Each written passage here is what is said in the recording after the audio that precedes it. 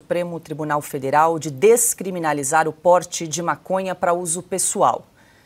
Nas redes sociais, o ex-presidente declarou que a legalização das drogas é uma flechada no peito das famílias brasileiras. Bolsonaro disse ainda que em nenhum país onde o uso da maconha foi descriminalizado foram registradas melhorias nos indicadores sociais. Ontem, depois de o STF definir a quantidade máxima de 40 gramas de maconha para diferenciar usuário e traficante, o presidente da Corte, o ministro Luiz Roberto Barroso, afirmou que o combate às drogas no Brasil fracassou. Abre aspas, não tem funcionado. O tráfico tem aumentado o seu poder, a quantidade de usuários tem aumentado e, portanto, é preciso partir da constatação de que o que nós vimos ser feito até aqui não está funcionando de maneira adequada, fecha aspas. Barroso contestou a crítica do presidente do Senado, Rodrigo Pacheco, que considerou haver invasão de competência do Supremo num tema do Legislativo. Rodrigo Constantino hoje conosco, muito boa noite, seja bem-vindo. Consta, bom, essa semana o Supremo Tribunal Federal se debruçou aí sobre o tema da descriminalização da maconha para uso pessoal. Em 2 dias de julgamento, então, a Corte acabou decidindo por maioria que o porte de maconha para uso pessoal não é mais crime, mas sim um ilícito administrativo. Também definiu ali a quantidade, né, de drogas para diferenciar o usuário de traficantes. Acabaram definindo ali entre as várias teses a quantidade de 40 gramas para fazer essa diferenciação. E, claro, houve muita repercussão em relação aí a essa decisão do Supremo Tribunal Federal, inclusive muitas críticas em relação à suposta invasão de competência aí do Supremo no Congresso, no Legislativo. Boa noite. Boa noite, Paula. Sim, o STF legislou uma vez mais. Boa noite, mestre Augusto, boa noite, Pioto, Silvio, toda a nossa audiência. Existem 2 formas de você combater essa decisão. Uma delas é a que o ex-presidente Bolsonaro foi. O mérito em si, a legalização ou a descriminalização, tornar o que era crime um ilícito administrativo sem punição de cadeia ou algo assim, é algo que, óbvio, que acaba fomentando, estimulando o consumo daquilo que se pretende descriminalizar. Isso é óbvio, senão não haveria necessidade de tomar essa medida. E as drogas, inclusive a maconha, que vale ressaltar que a de hoje já não é a mesma da dos anos hippies, né? É muito mais forte e tudo, e viciante. Sim, é porta de entrada muitas vezes para outras drogas e destrói juventude, destrói famílias. Não é uma coisa comparável a tomar uma cerveja num churrasco, como alguns por aí alegam, né, de forma equivocada, na minha opinião, e na opinião de muitos médicos e cientistas. Agora, essa questão do mérito em si, de lado, né, e realmente a gente vê poucos casos de sucesso na Holanda, Portugal, alguns estados americanos. A turma não ficou muito satisfeita com os resultados desse tipo de medida.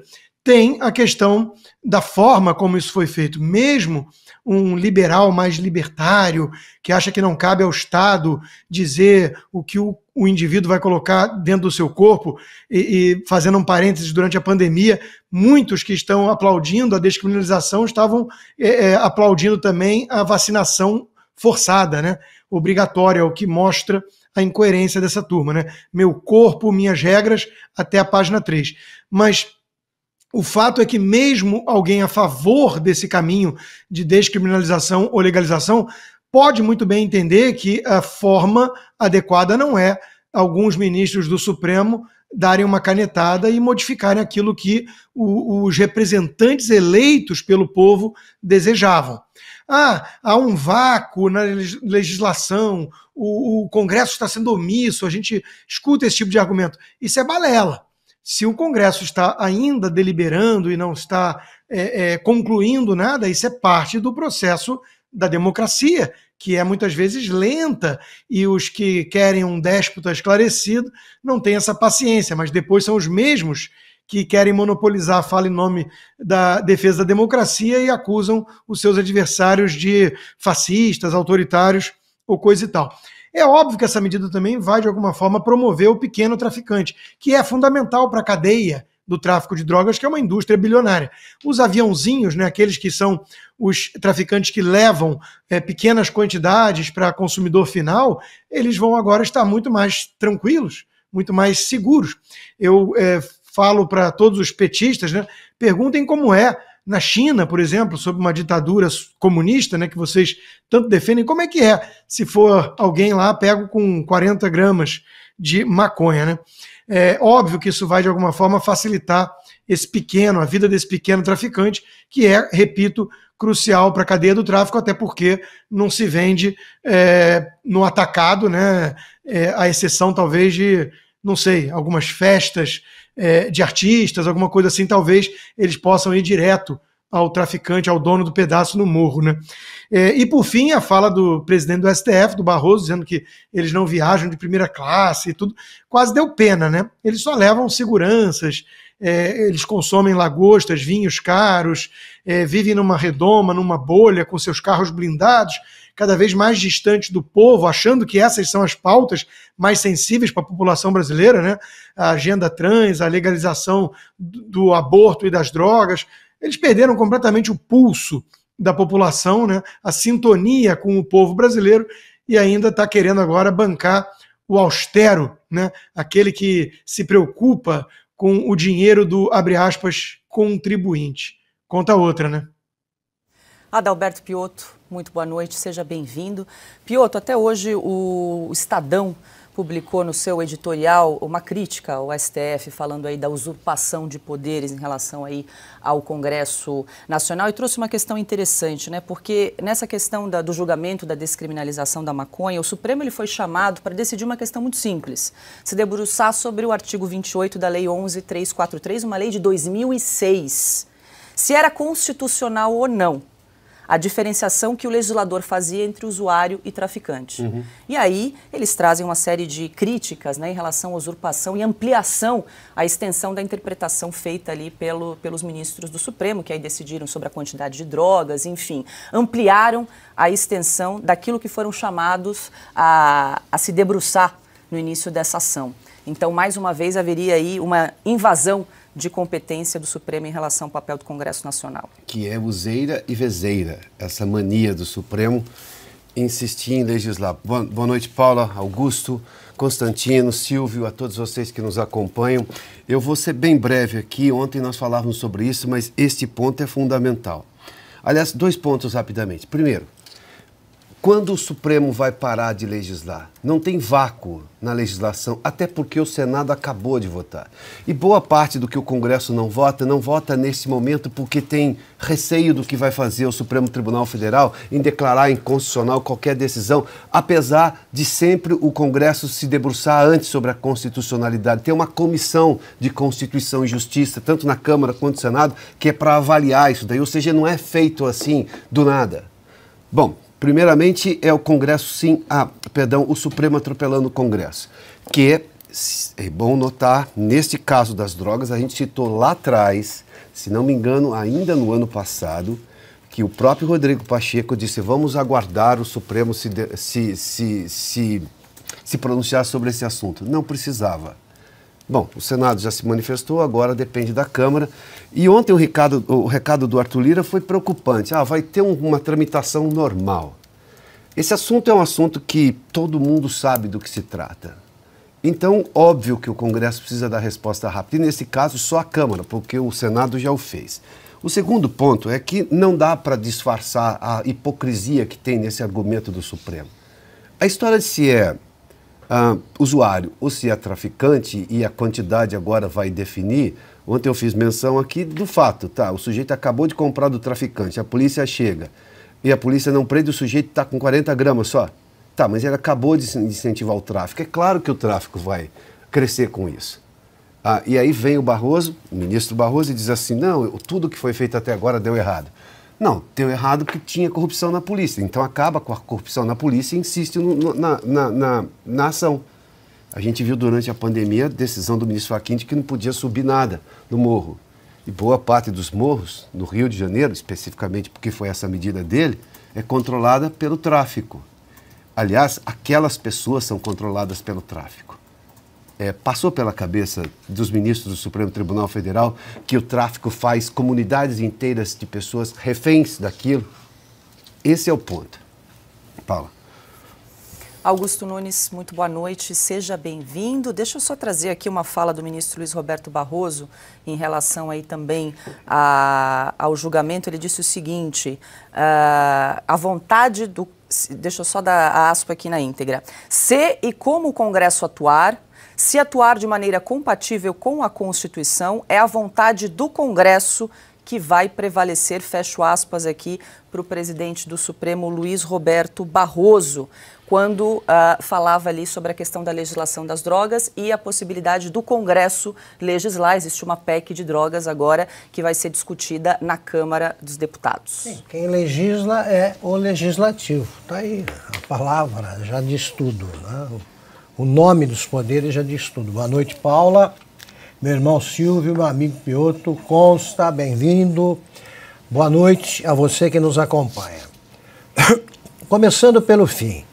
Ou os ministros estão viajando por conta do Supremo, e isso é ilegal e imoral, ou então eles estão viajando por conta própria, viajando muito, que é sinal de que eles estão ganhando demais. Né? O salário está muito alto, porque nenhum brasileiro que tem bom padrão de vida aí pode viajar tanto para o exterior por conta própria. Não entendo. Isso aí, vamos lá. Voltando ao que eu disse já no começo, primeira frase, cabe ao Legislativo legislar. O Supremo que pare de se meter em tudo.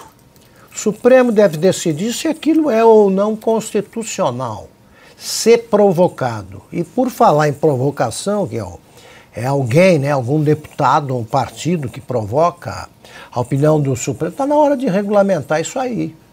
O próprio Congresso precisa estabelecer limites. Porque hoje, qualquer deputado derrotado numa votação bate às portas do Supremo e pede que aquilo seja revisado. Isso não existe. Como lembrou o ministro Luiz Fux no seu pronunciamento histórico, isso aí não cabe ao Supremo. Não cabe ao Supremo decidir se pode usar ou não tal droga, né? Tem que seguir a lei aprovada pelo Congresso. Agora, eles estão estabelecendo qual é a quantidade de maconha, além da qual você deixa de ser usuário para ser traficante. Mas como? Eles sabem como. Experimentaram, né? Perguntaram para que especialista, em que eles se basearam. É um negócio tão absurdo que vai provocando essa cadeia de absurdos, né? Declaratórios. Me vem o ministro Barroso e diz o seguinte: o combate às drogas no Brasil fracassou. Que combate? Nunca houve. O Brasil não tem uma política nacional de segurança pública. Tanto não tem que o problema principal não é combatido pelos 3 poderes, que é o controle de áreas imensas do território brasileiro pelas grandes organizações criminosas. O PCC controla hoje áreas, territórios do tamanho de estados. São zonas de exclusão enormes. Começaram pelas favelas, hoje tem regiões imensas que constam do mapa do Brasil, mas não pertencem ao Estado. O Estado não dá palpite lá. Não existe marcas do Estado. Além, você tira o Exército, na Amazônia, por exemplo, não tem sinal do Estado nenhum, de nenhum ministério. É disso que se tem de cuidar. Combate às drogas é combate às organizações criminosas. Não tem outro.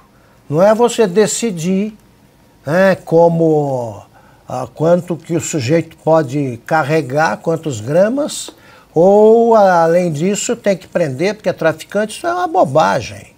Senão, daqui a pouco, eles vão estar legislando aí também sobre quantos copos de bebida e quantas doses se pode tomar. Por que eles não legislam sobre isso? Bebida também provoca estragos. Então, sai dessa, Supremo, porque não dá para continuar. Cai fora e vai tentar cuidar da Constituição. Constituição. Eles têm que parar, por exemplo, de soltar chefes do tráfico. O Supremo é leniente com chefes do tráfico, agora fica aí querendo legislar sobre marihuana. Tá? É isso aí. O Supremo combate com ferocidade os autores do golpe do algodão doce e libertam criminosos. Aí vem falar, não, isso aqui pode, 40 gramas, sem problema. Então, para com isso. E ou o Supremo deixa o Legislativo legislar, ou será atropelado pelo Congresso. Que o Congresso começou a redescobrir que tem mais poderes, sim, como lembrou Luiz Fux. Quanto a isso, o poder de legislar é do Legislativo. O Supremo que se afaste disso e que fale menos, né? Fale menos, se possível. Bom, agora a gente fala de política internacional. Acusado de uma tentativa de golpe de Estado, o agora ex-comandante-geral do Exército da Bolívia, Juan José Zúñiga, alegou que, ao ser detido, que o presidente do país, Luiz Arce, idealizou a invasão de militares à sede do governo para aumentar a popularidade. Zúñiga também apresentou uma lista dos veículos que Arce teria ordenado que fossem usados. O ex-comandante foi detido e transferido para uma cela na sede da Força Especial de Luta contra o Crime, enquanto a Procuradoria-Geral anunciou uma investigação criminal contra ele e os demais militares que invadiram a Casa Grande do Povo, a sede do governo. Silvio Navarro, muito boa noite. Comentamos esse fato aqui ontem, tinha acabado de acontecer no programa, ainda as coisas estavam desenrolando quando nós comentamos e atualizamos aqui a notícia ao vivo em Oeste Sem Filtro. Houve, claro, um desdobramento. Esse ex-comandante-geral Zúñiga foi detido e agora começa a dizer que, na verdade, quem organizou esse suposto aí golpe, tentativa de golpe de Estado na Bolívia, foi o atual presidente Luiz Arce. Quer dizer, tá uma questão preocupante aí na nossa vizinha Bolívia, hein, Silvio? Boa noite.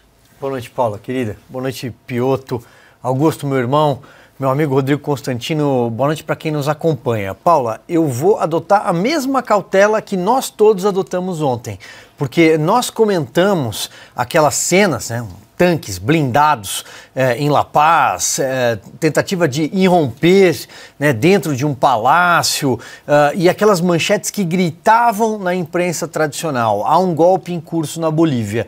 E nós aqui tivemos cautela e dissemos, olha, precisamos ouvir determinados analistas em América Latina que não têm esse viés esquerdista, que não têm essa visão ideológica de catalogar, né, de grifar a extrema-direita, os militares, há uma tentativa de derrubar o regime de Arce / Morales, porque ali tudo se misturou nos últimos tempos.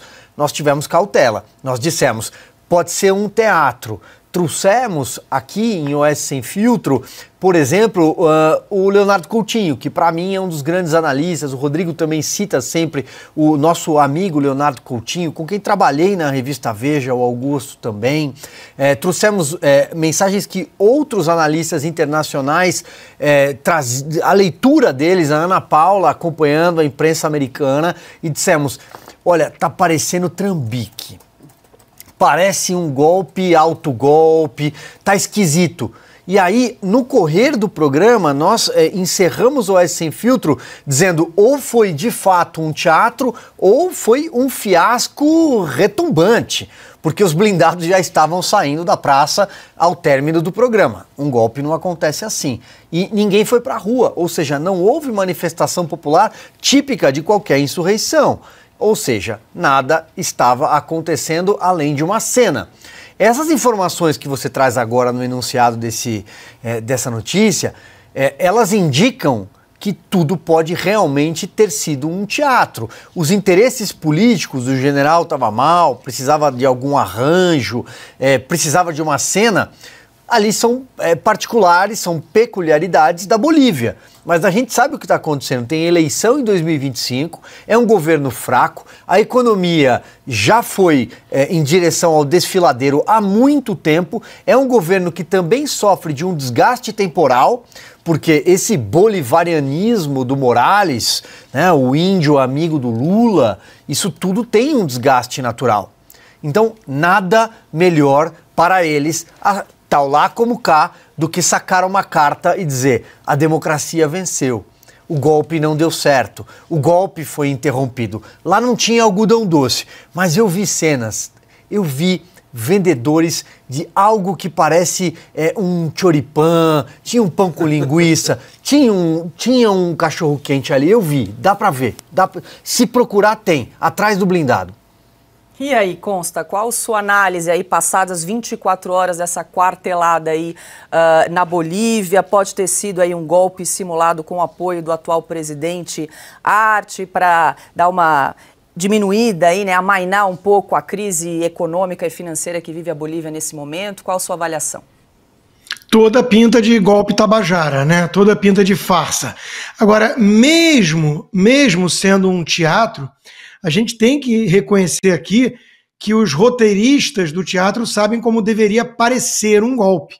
Veja que eles não colocaram um vendedor de algodão doce, uma mãe de família sem antecedente criminal usando um batom como arma para escrever algo numa estátua.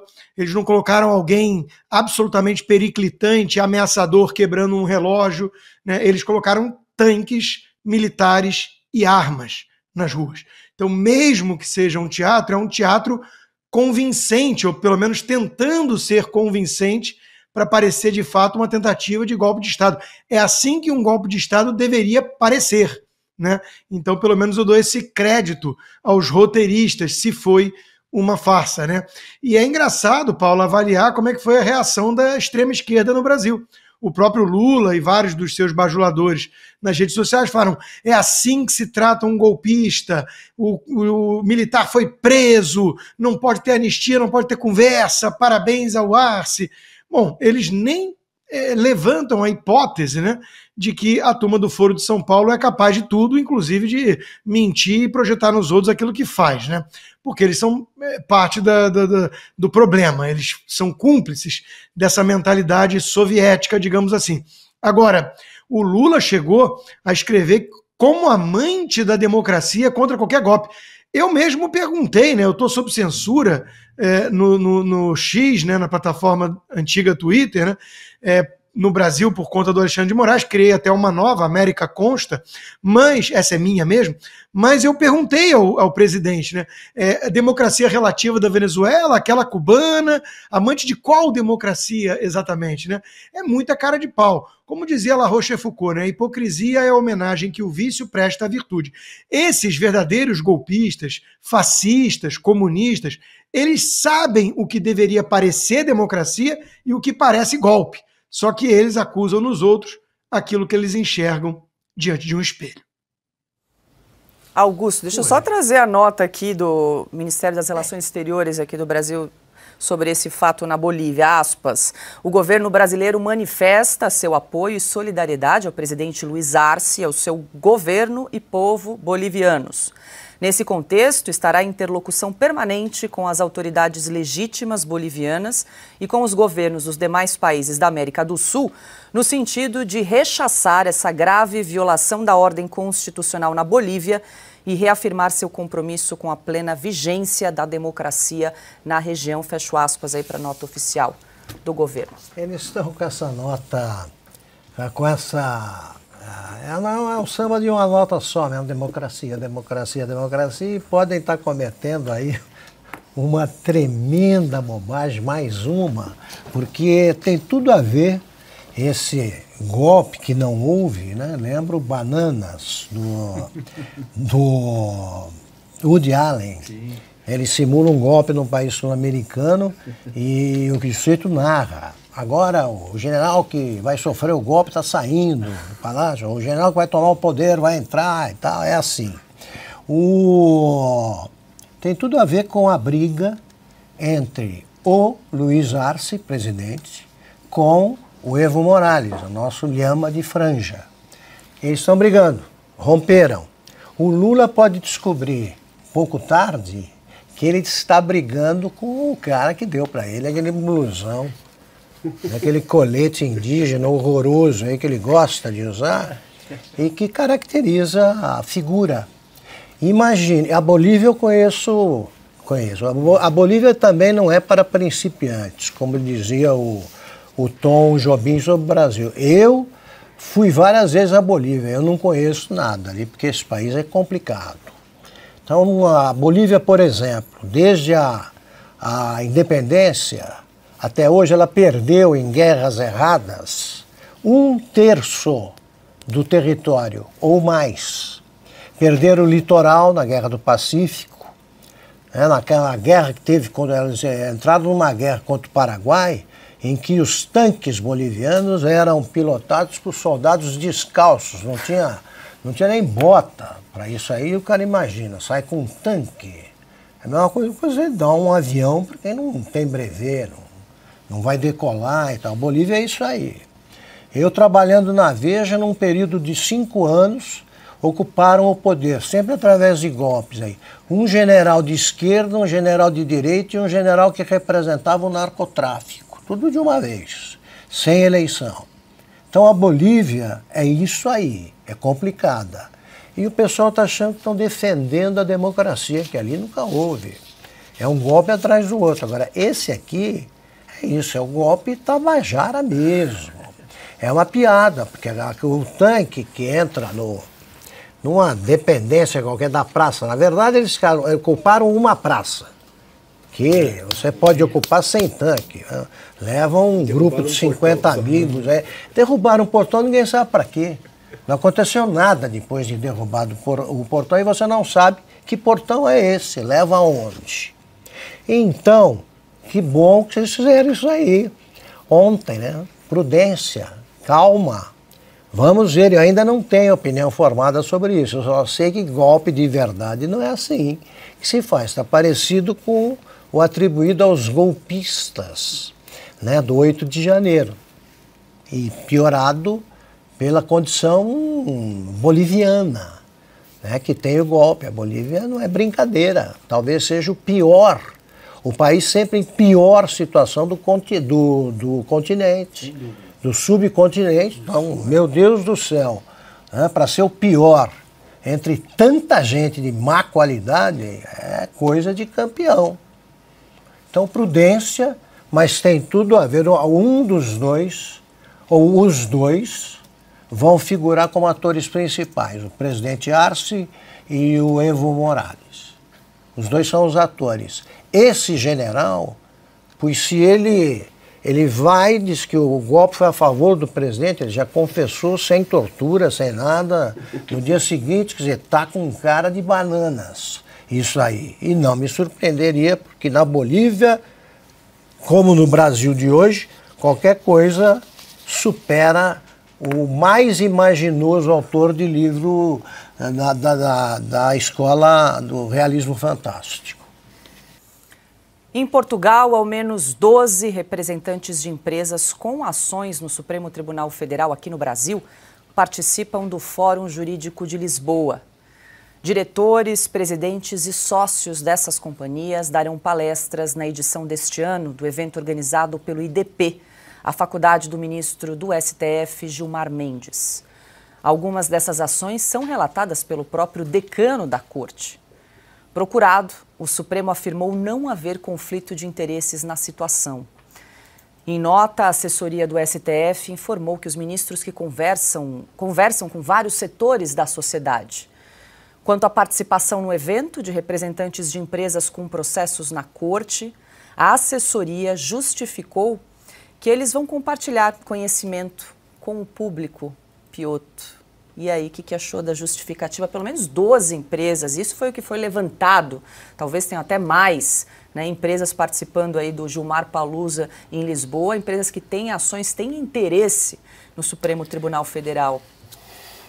Paula, em um lugar com normalidade da temperatura e pressão, isso é conflito de interesse, não dá para chamar de outro jeito. Mas eu vou voltar num assunto anterior para chegar nesse que você me pergunta. O Supremo Tribunal Federal do Brasil é o único lugar que consegue fazer o milagre da multiplicação. Depois de Jesus, só o Supremo. Um partido nanico no Congresso entra no Supremo e vira gigante. Porque perde uma votação, Augusto acabou de citar essa história aqui, perde uma votação pela democracia representativa, porque é a vontade do povo, ele é nanico porque é a vontade do cidadão, que não votou nos parlamentares daquele partido, nos candidatos. Aí ele é nanico, aí ele perde, aí ele recorre, basta ele ter a simpatia de um ministro do Supremo, e ele ganha uma liminar, e tudo que o Congresso votou, ou seja, é completamente o absurdo, o avesso de tudo. Bom, esse é o Supremo Tribunal Federal do Brasil, que não de hoje dá mostras de completamente estar atuando fora das suas prerrogativas. Daí a imaginar que o Supremo iria considerar um evento como esse, um conflito de interesse, porque há ali representantes de empresas com causas que estão sendo julgadas no Supremo, inclusive pelo dono do evento, o ministro Gilmar Mendes, seria, digamos, um exercício de imaginação muito fértil. Preciso de um roteirista, assim, para criar esse roteiro, digamos, de fantasia. E por que não? O argumento do Supremo só valeria se o Supremo fosse, por exemplo, e aí seria até institucional, dizer quais são as visões que o Supremo tem hoje sobre a Constituição. Até aí vale. Não deveria haver porque o ministro Supremo julga, acabou. Mas já que eles gostam de falar, que se ativessem apenas a Constituição. E aí, claro, representantes do departamento jurídico dessas empresas vai entender o que pensa, obviamente, sobre esse campo maior de interpretação constitucional. Eu estou aqui tentando encontrar uma alternativa para justificar esse argumento do Supremo. Está difícil, mas eu estou tentando. Com essa lógica que disse aí, não há problema, eles estão querendo aqui, digamos, se interessar pelo assunto e aprender sobre as coisas. Tem palestras sobre infraestrutura lá. E por que está sendo feito em Portugal? Qual é a razão de estar nesse evento? Tudo que esses empresários vão lá ouvir sobre infraestrutura, eles podem ouvir aqui na Fundação Getúlio Vargas, podem conversar com os governadores, não precisa estar lá. Esse evento é o famoso ver e ser visto e fazer, como é que se chama esse negócio mesmo? Lobby. Lobby. Bom, é isso. Pronto, tá. Não vai dizer isso aos brasileiros porque não é recomendável abusar da inteligência dos brasileiros. Os brasileiros não gostam de terem a sua inteligência abusada, desconsiderada. Somos todos iguais perante a lei. Embora o Supremo não ache isso, nós continuamos acreditando e lutando por isso. O Consta, deixa eu só trazer o nome dessas empresas, porque foi inclusive um levantamento realizado pelo Estadão, que trouxe aí essas 12 empresas que teriam representantes, sócios ou diretores participando do evento. Vamos lá, são elas JF, BTG, Aegea Saneamento, Google, Prudential, Grupo Votorantim, Eletrobras, Bradesco, Magazine Luiza, Instituto Brasileiro de Mineração, Banco Safra e Cosan. Em uma palavra, né, promiscuidade. Vários desses empresários, dos executivos ou dos donos dessas empresas são muito próximos, né, dos donos do poder também. Então, em uma só palavra, promiscuidade. Isso é absolutamente inadequado, para dizer o mínimo. A gente conclui que no Brasil o único juiz suspeito foi mesmo Sérgio Moro, assim julgado pelos ilustres ministros do Supremo, né, que dão habeas corpus para compadre, que avaliam casos do ex-chefe e que julgam o adversário. Então, é coisa de republiqueta das bananas. Vamos colocar isso aí também no roteiro lá do Bananas do Woody Allen, que o mestre Augusto já mencionou hoje. Isso é coisa de republiqueta das bananas, isso não é coisa de país sério, mas o problema talvez seja esse. Tem muita gente que insiste em tentar levar a sério o Brasil, né? E eles ainda tentam manter algumas aparências com a ajuda da velha imprensa, né? Mas qualquer brasileiro minimamente informado, que não seja alienado, que se informe pela Oeste, que fique navegando nas redes sociais, nas contas dos conservadores, ele já sabe que o Brasil é isso aí, né? Essa baixaria toda. Basicamente, alguém mais cínico poderia dizer assim, é um investimento em lobby, né? É alguma coisa do tipo, cria-se a ameaça legal para vender a licença depois, né? Não sei. Eu não quero ir tão longe, não quero ser leviano, mas fica parecendo, né? Investimento em lobby, esse tipo de coisa. E por falar na velha imprensa, Paula, só não queria deixar passar desapercebida aqui a participação do jornalista Sérgio Tavares, que tentou ali fazer aquilo que o jornalismo deve fazer, perguntas incômodas ao Gilmar Mendes, às autoridades, aos envolvidos nesse Gilmar Palusa, que não tem nenhum propósito, né? Vai todo mundo do Brasil para Lisboa debater Brasil em português, né? Português do Brasil. Ele fez perguntas incômodas e claramente Gilmar Mendes ficou constrangido e teve que mentir, porque ninguém acredita realmente que ele não tomou conhecimento da carta recebida pelo ministro, pelo colega Alexandre de Moraes, de um congressista americano que preside um comitê de relações externas, né? Então, jornalista tem que fazer isso mesmo, perguntas incômodas. Parabéns ao Sérgio Tavares e que vergonha da nossa velha imprensa que fica só passando pano para essas autoridades e dando um jeito de justificar o injustificável, né? Que é esse tipo de evento. Augusto, deixa eu só trazer aqui os ministros do STF, então, presentes nesse evento em Lisboa. Além, claro, de Gilmar Mendes, que é o anfitrião aí do Gilmar Palusa, temos também Luiz Roberto Barroso, Alexandre de Moraes, Cristiano Zanin, Flávio Dino e Dias Toffoli. Bom, nós vamos ficar num caso para a gente examinar em tese, né, se há ou não promiscuidade. O Zanin, se eu estiver errado, vocês me corrijam, por favor. Ele foi advogado da JF, do Joesley. Antes do escritório dele, não, ele mesmo. Acho que foi... Ele foi. Foi depois, foi substituído pelo Lewandowski. Da JBS, sim, e depois sim. foi substituído pelo Lewandowski. Isso, posteriormente. Exatamente, posteriormente. Pois bem, então ele é advogado, já foi, da JIF. Essa é uma das empresas patrocinadoras, conhecida como corruptora, né, e corrupta. Os irmãos Batista, pelo amor de Deus, quem convive com eles mais de 20 minutos ou testemunha um crime ou vira cúmplice, pratica junto. Porque eles só fazem isso o tempo todo. É normal isso acontecer? Qual é o valor do patrocínio, da cota de patrocínio da JF? Qual é o valor? Quanto eles deram? Lá, eles conversam, tem algum diretor da empresa e não vai conversar com o Zanin por quê? E tem questões correndo ali, aliás, tem um monte.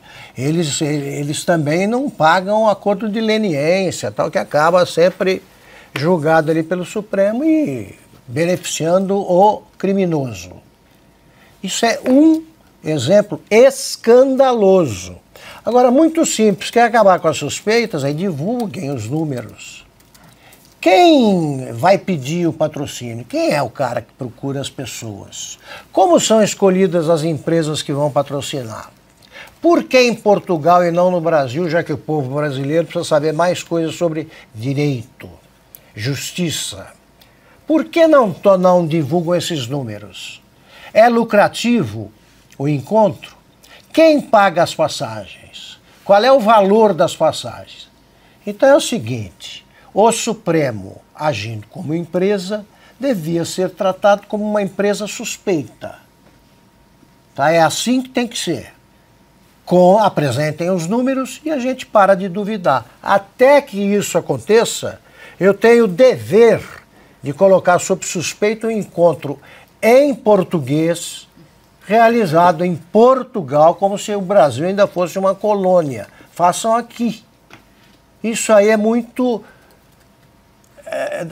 difícil, é muito estranho para caber na simplificação do presidente da corte, o Luiz Roberto Barroso. Não, normal. A gente vai dividir conhecimentos. Eu temo que dividam outras coisas. Ontem, no Supremo, ocorreu a última sessão do tribunal neste semestre. No discurso de encerramento, o presidente Luiz Roberto Barroso rebateu as críticas sobre os gastos e a finalidade das viagens internacionais para participar de seminários jurídicos feitas pelos ministros do STF. Nós somos muito criteriosos nos gastos. Queria deixar claro que ninguém aqui viaja de primeira classe. A única pessoa que tem passagem paga pelo Supremo Tribunal Federal é o presidente. Nenhum ministro viaja com passagem paga ou alguém que esteja representando o presidente. E mesmo assim, geralmente só viaja a convite. São raras as situações em que nós viajamos com despesas de passagem pelo Supremo Tribunal Federal. Somente nas últimas 2 semanas, Luiz Roberto Barroso já falou publicamente ao menos 3 vezes sobre as viagens dos ministros da Suprema Corte. No programa Roda Viva da TV Cultura, em 10 de junho, ele disse que há implicância nas críticas às viagens dos integrantes do STF. Na ocasião, Barroso defendeu ainda os gastos da Corte com a contratação de seguranças para os ministros em viagens fora do Brasil. Silvio, vale lembrar que o julgamento nessa semana foi inclusive antecipado na sessão do plenário para que os ministros pudessem participar do evento em Lisboa e aí já emendam porque começa o recesso do judiciário a partir da semana que vem e mais uma vez o presidente da Corte, Luiz Roberto Barroso, defendendo aí os gastos e as viagens no exterior dos ministros para participarem aí de palestras. Vale lembrar que Dias Toffoli também tem reclamado da vigilância, vamos dizer assim, da imprensa sobre a farra dos gastos no exterior. O problema aí é o protagonismo deletério, né? A fala do ministro Luiz Fux toca, resvala em tudo isso. Muita gente disse, não, o ministro Luiz Fux está fazendo ali simplesmente um teatro, pode não ser, mas sim, aquilo foi um grito. Eu acredito que, de fato, aquela fala do ministro Luiz Fux tem um significado importante para a Corte no momento em que nunca antes os ministros do Supremo Tribunal Federal quiseram tanto aparecer. Vamos falar a verdade, eles querem aparecer o tempo inteiro, alguns mais do que outros. O ministro Luiz Roberto Barroso não pode ver uma câmera. Entre outros ministros, porque tem um grupo ali que o acompanha. O ministro Alexandre de Moraes gosta demais de falar também, principalmente em ambiente controlado, quando ele está fazendo uma espécie de discurso, que é o que ele faz nas sessões, não sessões com presença de advogado do 8 de janeiro, por exemplo, isso ele proíbe. Mas quando ele está ali fazendo uma brincadeira, o Flávio Dino entra na brincadeira, o Barroso sempre comanda a brincadeira, é mais ou menos assim que tem funcionado o Supremo Tribunal Federal. Gilmar Mendes dá entrevistas o tempo inteiro, até ser emparedado, como aconteceu em Lisboa, quando não esperava uma pergunta incômoda. Mas é isso, é um protagonismo ruim para o Supremo Tribunal Federal. Então, se o ministro Luiz Roberto Barroso está falando em nome da maioria da Corte que não, os gastos são controlados, não queremos mais ser questionados sobre os gastos, não gaste. Simplesmente assim, permaneça em Brasília, faça o seu trabalho, cumpra o seu expediente como qualquer pagador de impostos. Aliás, os senhores são funcionários dos pagadores de impostos, os salários, as despesas, as verbas, as mordomias dos ministros, todos são pagas por nós. Então, cumpra o seu expediente como uma corte técnica constitucional. Para de aparecer, para de ir em programa de televisão, para de ficar participando de evento em Lisboa. Esse cabaré que foi descrito aqui na rodada anterior pelos meus colegas é um cabaré, é uma mistura de interesses. Numa mesma mesa não pode se sentar o magistrado e o interessado. Só faltou o advogado. Ah, não, também estava lá presente. Estavam todos lá. Isso não existe. Isso não existe em nenhuma democracia. Então, se há, de fato, uma queixa e eles não querem ouvir a queixa, então parem de viajar. Parem. O auditório Nereu Ramos em Brasília não funciona. O auditório Antônio Carlos Magalhães, o Senado não funciona. O Petrônio Portela não serve. Isso para falar do Congresso Nacional, que poderia tranquilamente abrigar um evento como esse, para discutir a judicialização da política brasileira em Lisboa. A Corte voltou para lá e nós não fomos informados. Outros auditórios que têm capacidade para 1.000 pessoas, muito mais do que as 250, 300 que lotaram auditórios hoje e ontem, em Lisboa, em Brasília, privados, não têm capacidade. Então, Parem de viajar, de fazer excursão. Bem ou mal, sim, é gasto o dinheiro do pagador de impostos. Ah, mas as viagens não foram custeadas, foram pagas por empresários. Não, mas quem paga o seu salário, ministro Luiz Roberto Barroso? Mas quem paga o seu salário, ministro Gilmar Mendes? Somos nós. Nós pagamos. Então é do meu bolso, é do nosso bolso que está saindo essa viagem. E aí consta discurso de encerramento aí desse primeiro semestre do Supremo Tribunal Federal, que entra em recesso aí a partir da semana que vem. Ministro Luiz Roberto Barroso falando aí que o Supremo é muito rigoroso com os gastos, mas vale lembrar que no mês passado o Supremo tirou do ar a página de transparência ali, que falava dos gastos com passagens e diárias de servidores e ministros do Supremo, depois de um questionamento aí da imprensa em relação à gastança com as viagens ao exterior. Pois é, o Silvio fez um belo resumo e lembrou do mais importante.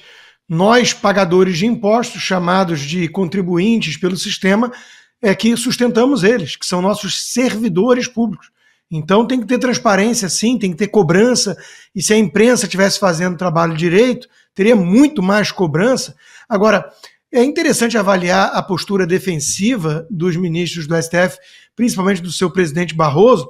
Por quê? Porque eles transformaram uma corte que deveria ser uma corte constitucional num puxadinho de um partido, em algo politizado, instrumentalizado para defender um partido, e ele mesmo, Barroso, se gabou num convescote de comunistas da UNE: nós derrotamos o bolsonarismo.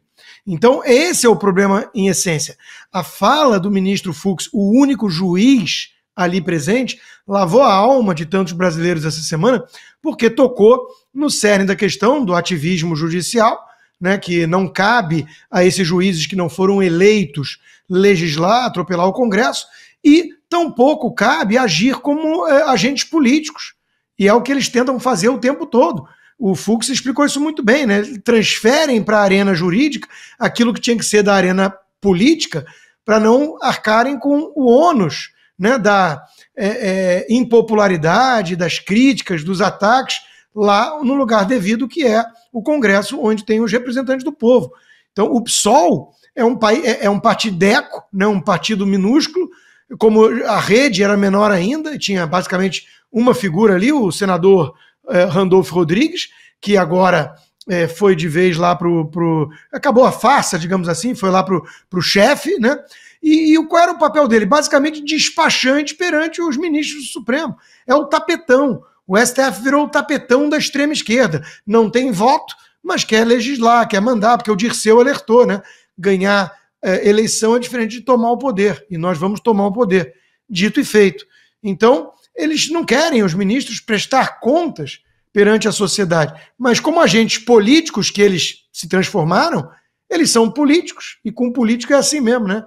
Se eles fossem discretos, se manifestando nos autos, nas suas decisões técnicas, jurídicas, nada disso aconteceria. Mas eles viraram extensão do PT, agora aguenta o rojão.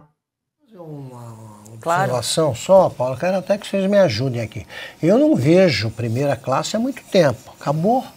Agora é a classe executiva, né, bem confortável, ela reproduz praticamente o que havia na antiga primeira classe. Você vai, a poltrona reclina inteiramente, você vai, é uma cama. Deitado, igual. Né?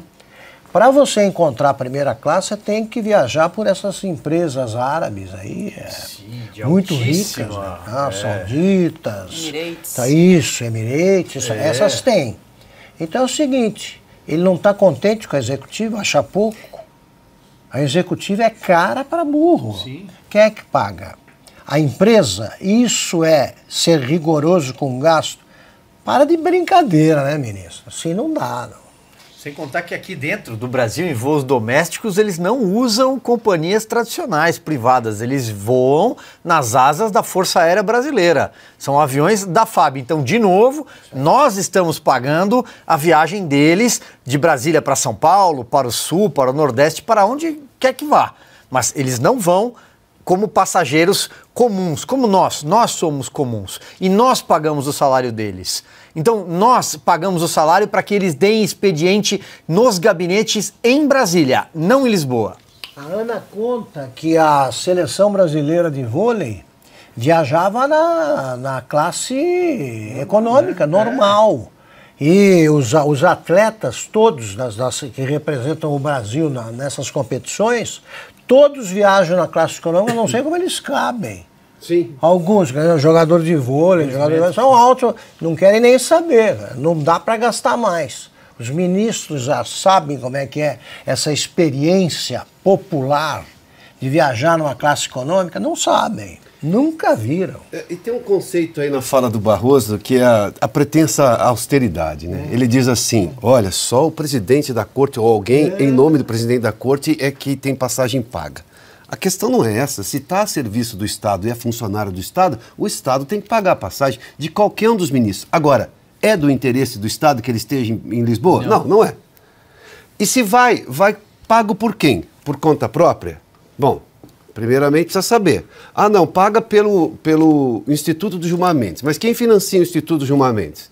Daí a gente começa a discutir o conflito de interesse. É pago por nós. Né? Esse é o ponto. Eu discordo de que, não, tem que ser por convite para não dar custo ao Estado. Não, se está a serviço do Estado, o Estado que pague. Essa é a função. Agora, está realmente a serviço do Estado? Esse é o ponto. Claro que não. Não tem nenhum interesse do Estado brasileiro em participar do evento do Gilmar Palusa. E precisa ser transparente, né, Piotr? O que a sociedade ganha, então, se está a serviço do Estado? Exatamente. Né? O que traz de benefício, então, de política pública? Essa pretensa autoridade, austeridade, não é um negócio esquisito, né? Tem que ser... Não, por favor. Tem que ser igualzinho empresa privada. Se a gente vai representar o Oeste, então o Oeste paga a viagem. Sim, claro. Se eu saio de férias, como saí há pouco, eu pago. Sim. E por que não eu vou pagar essas viagens deles? Nós somos os pagadores. E só para arrematar, ninguém ali, nenhum deles seria convidado para participar desse evento se o anfitrião não fosse o Gilmar Mendes. Eles não seriam convidados. Lula voltou a mostrar que não se preocupa com o mercado financeiro e tentou minimizar a reação do setor aos seus questionamentos sobre o corte de gastos do governo. Hoje, no discurso de abertura de um evento em Brasília, o presidente atacou quem o responsabilizou pelo aumento do dólar, depois das declarações dadas numa entrevista ao portal UOL na quarta-feira. E quando eu terminei a entrevista, a manchete de alguns comentaristas era de que o dólar subiu pela entrevista do Lula. E os cretinos não perceberam que o dólar tinha subido 15 minutos antes de eu dar a entrevista. 15 minutos antes. Diferentemente do que Lula disse, a cotação da moeda americana começou a subir ao longo da entrevista e não 15 minutos antes da transmissão. Ontem, consta, nós comentamos aqui às 10h30 da manhã, enquanto ocorria a live aí do presidente, o dólar comercial atingiu R$ 5,52, o maior patamar aí em mais de 2 anos. Lula aí subestimando o poder da internet, da plataforma, dizendo que o dólar tinha começado a subir antes da declaração do presidente. Usou uma palavra forte, eu imagino se fosse o presidente anterior usando essa palavra para se referir aí aos jornalistas e ao mercado. Pois é sempre importante apontar esse duplo padrão, né? Cretinos.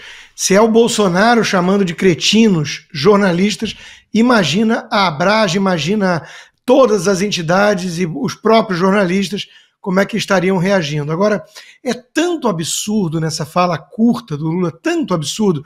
Bom, em primeiro lugar, vamos lá. Ele não entende nada de como funciona o mercado, né? Um mecanismo dinâmico de antecipação do que vai acontecer, pelo menos tentativa de antecipar, previsões, com vários analistas e gestores interagindo de forma livre e simultânea, e isso gera um resultante que é a variação no preço naquele dia, naquele momento. Né? Então, é óbvio que a fala de um presidente tem importância, porque o presidente tem uma caneta relevante na mão, e quando o presidente começa a falar asneira, como ele faz o tempo todo, o mercado fica tenso. O mercado não é alguém com um CPF ou uma empresa com um CNPJ, é esse processo dinâmico de gente que sabe fazer conta, ao contrário de petistas.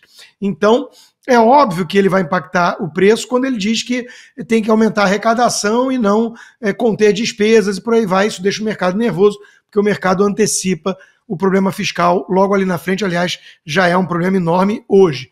Mas, além disso, ele foi fora do script e resolveu citar casos, né? Os que aplicam em derivativos vão quebrar a cara, vão perder. Ele não entende que, ao contrário do capitalismo, onde todos podem ganhar ao mesmo tempo e a maré sobe para todos os barcos, no mercado de derivativos, compra de opção, venda de opção, aí sim tem que ter um ganhador para um perdedor. Aí é soma zero. Então, ele sequer entende isso. Mas ele foi dar como exemplo, ele citou o nome, né? Aracruz, Sadia. Ele ignora que essas empresas quebraram praticamente por apostar não na alta do dólar, mas na valorização do real. Ele conseguiu falar o contrário do que aconteceu. Essas empresas quebraram porque não esperavam que o dólar disparasse, porque acreditaram na ladainha petista, ou estavam muito próximos ali do governo e acharam que a coisa não ia realmente desandar, né? E uma vez mais ele está dizendo que vão quebrar a cara aqueles que apostarem na valorização do dólar, né?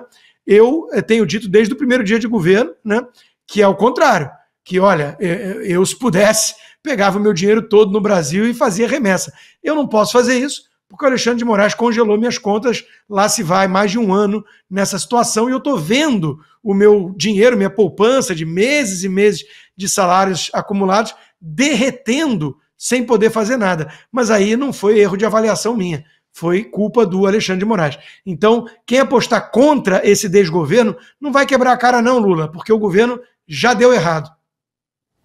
Piotr, o Lula segue buscando um bode expiatório, né? Agora é a imprensa aí, depois da fala dele que o dólar disparou. Nesse conselhão tem empresários, né? Todos eles viram o presidente falar uma bobagem dessa e disseram, meu Deus, o que eu estou fazendo aqui? Vamos lá, cretinice é imbecilidade. O cretino é um sujeito imbecil. Imbecil é aquele sujeito que denota pouca inteligência, incapaz de entender o que está acontecendo. As falas irresponsáveis do presidente Lula na economia têm pressionado sim o dólar. O custo brasileiro, ou seja, esse caos fiscal que o Brasil tem hoje, neste momento, é um buraco fiscal que ele só faz aumentar e, mais que isso, não apresenta nenhuma ideia, nenhum desejo sincero, real, porque ele não entende nada do que está acontecendo nem no governo dele, é que aumenta a insegurança e aí, obviamente, há uma pressão do dólar. Esse dólar está chegando a esse patamar, não dá para culpar a questão dos juros americanos. Não, isso aí é lateral. O movimento de alta agressivo que tem nesse momento é culpa das decisões erradas de política errada econômica doméstica aqui, da gestão Lula. Ele. Mas ele acha que os outros são cretinos. Primeiramente, comete uma fake news, porque o dólar começou a subir durante a entrevista dele como reação às falas dele, e mais depois da entrevista. Então ele mentiu, isso é uma mentira. Não foi antes da entrevista. Porque o mercado é reativo. Vai reagir antes de alguma coisa? Não, reage quando está acontecendo. Bom, vai para o inquérito? Tem inquérito disso aí no Brasil? Continua aquele inquérito aberto, né? Bom, vamos lá. Tem duplo padrão nessa história também. Mas só para continuar rapidamente num ponto que é muito importante. O que diria, então, ele de um presidente que acha que é uma cretinice a questão do dólar alto, porque ele fala um monte de bobagem, sendo que boa parte dos custos do Ministério da Saúde deste governo é em dólar e vai pagar mais caro agora. Ele acha que é engraçado ficar falando um monte de bobagem, que obviamente são bobagens completamente sustentáveis, que criam uma insegurança, que aumentam o custo do câmbio para o brasileiro hoje, que precisa fazer uma viagem ou comprar algum insumo, as empresas, o agronegócio, todo mundo vive de insumo que hoje é em dólar, insumo internacional, a começar do governo brasileiro. Bom, ele tem que repassar dinheiro, por exemplo, para tudo que o Brasil faz parte em campos internacionais.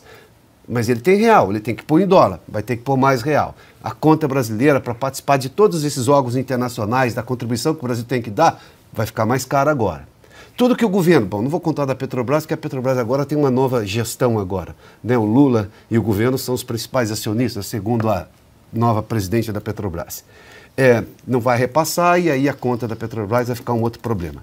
Mas todo o custo que o governo tem hoje em dólar, e ele tem custo em dólar, as embaixadas brasileiras todas, vai ficar mais alto. Mas ele acha que isso não é cretinice. Bom, parabéns, presidente. Bom, a gente vai seguir falando sobre economia e mais declarações aí do presidente Lula. Deixa eu só chamar o intervalo rapidinho e a gente já volta.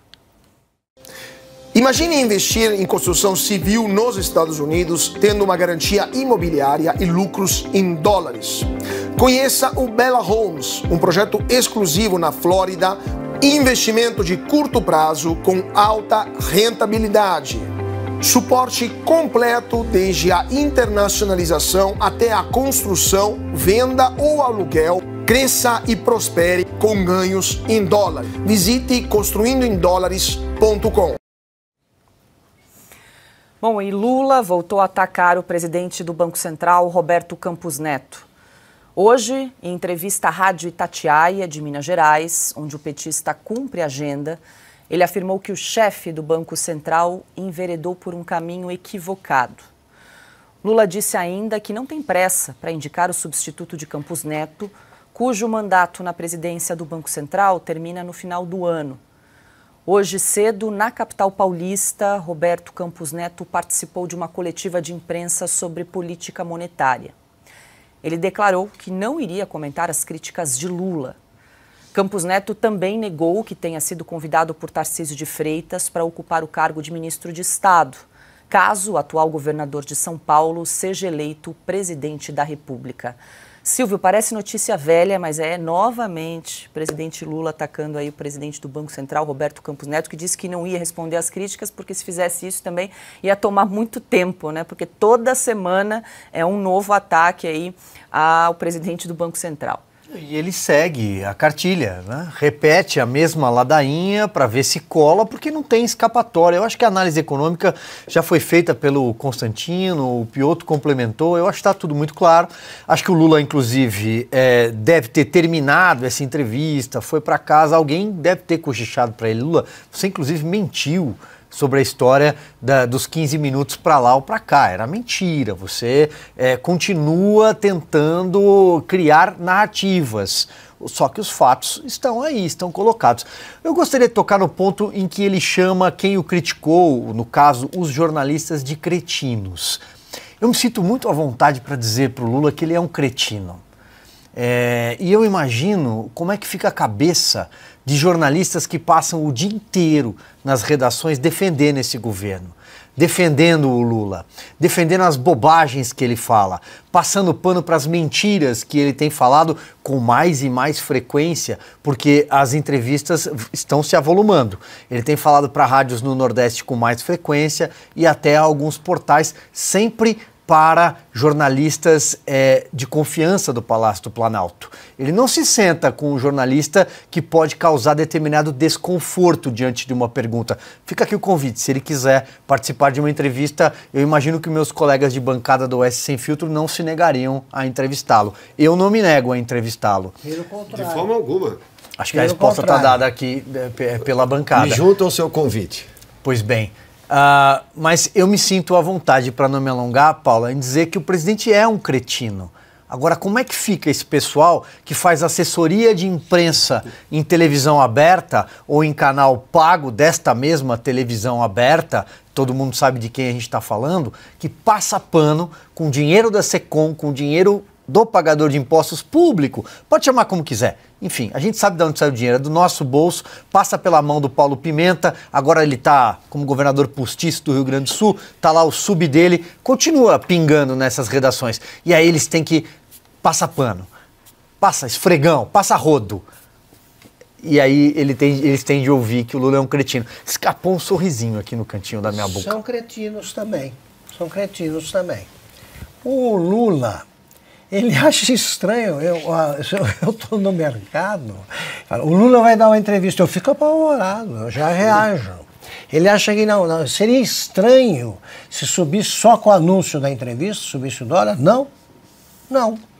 Quando um cretino desses vai falar, e você sabe que ele vai dizer alguma coisa parecida com gasto é vida, tem que gastar para que o desenvolvimento depende do Estado. Você sabe que vem uma coisa dessa, você já começa a tomar providências. Agora ele vê que é mentiroso, né? Porque ele sabe que a coisa foi crescendo enquanto ele falava, como continuará a crescer todas as vezes que ele abrir a boca. Ele critica o presidente do Banco Central, ele acha que tem que baixar o juro agora, como se o pessoal do Banco Central, inclusive os que ele nomeou, os que ele indicou, eles fossem maldosos, né? Eles são perversos, assim, não, vamos subir o juro que é para tirar dinheiro desse povo aí, porque eles têm que pagar. Que isso?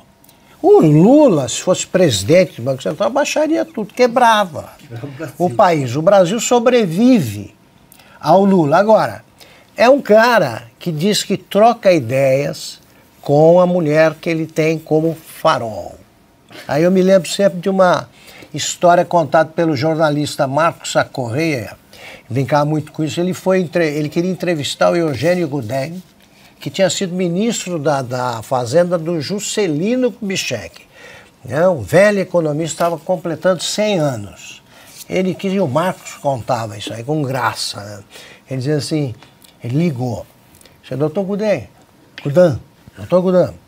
eu queria conversar com o senhor. E o que o senhor quer falar? Ele falou, eu queria trocar ideias com o senhor. E o Goudin, e que ideias você tem para trocar? O Marcos contava e falava assim, e eu pensei bem, não tinha nenhuma. O Marcos como um homem inteligente. Aí imagina o Lula trocando ideias com a Janja. Para trocar, tem que haver. E não há nenhuma. Então é esse cara que está na...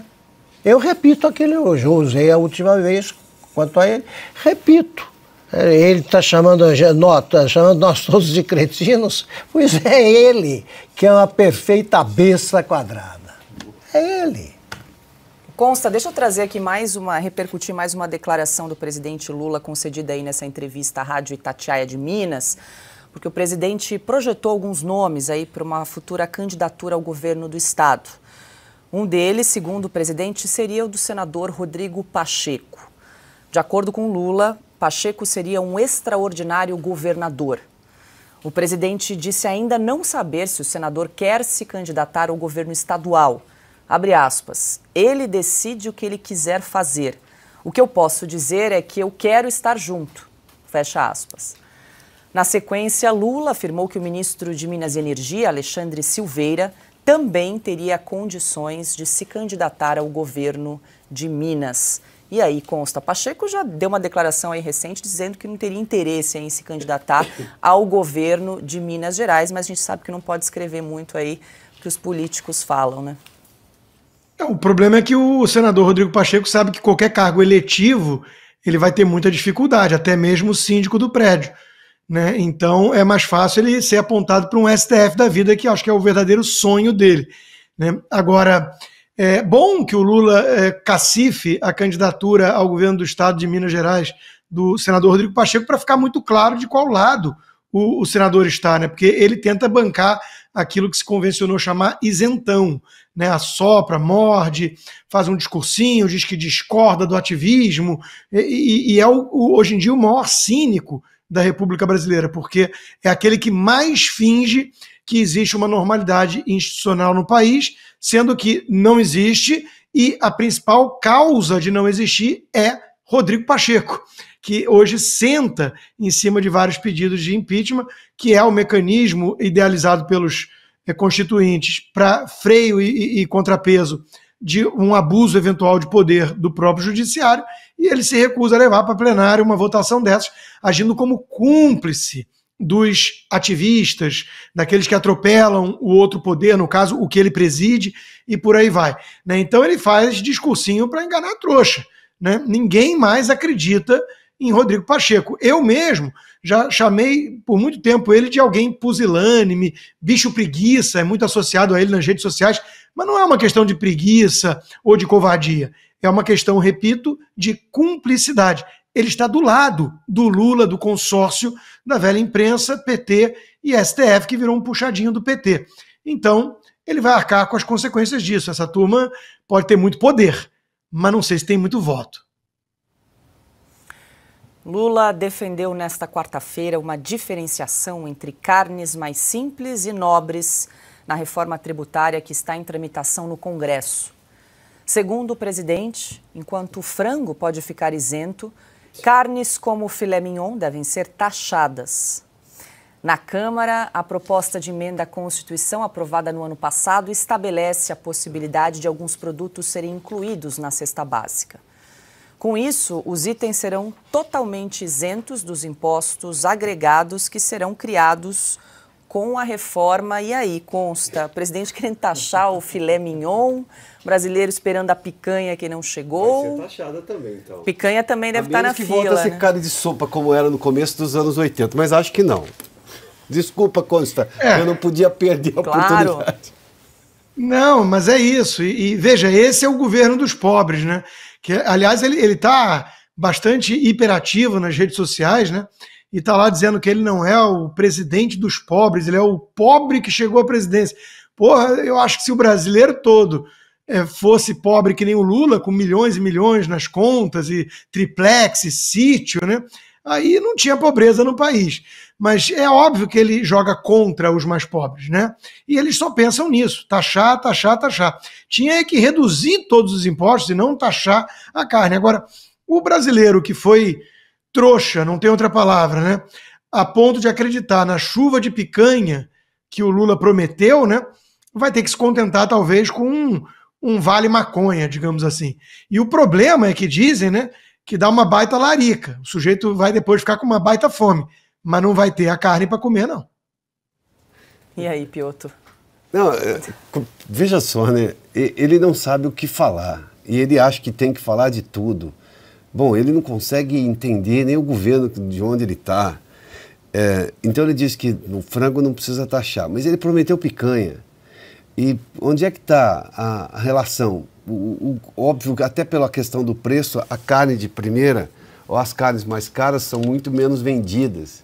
Então, quer dizer, onde é que ele está com a cabeça?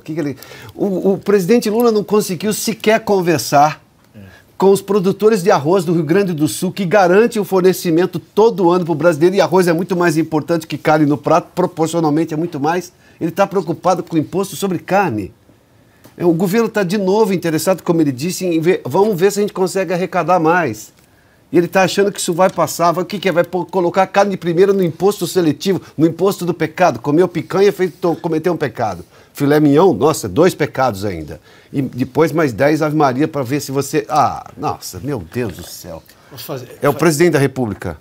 Só uma memória rápida aqui, Piotr. Esse filme é antigo. 2014, se eu não me engano, o secretário de Política Econômica, Rodrigo, era Márcio Holland, não era isso? A Dilma Rousseff, troquem a carne pelo ovo no prato. Agora também a picanha é relativa, hein? Vai vendo. Picanha relativa. Tem abóbora também, né? Eles podem substituir pela abóbora.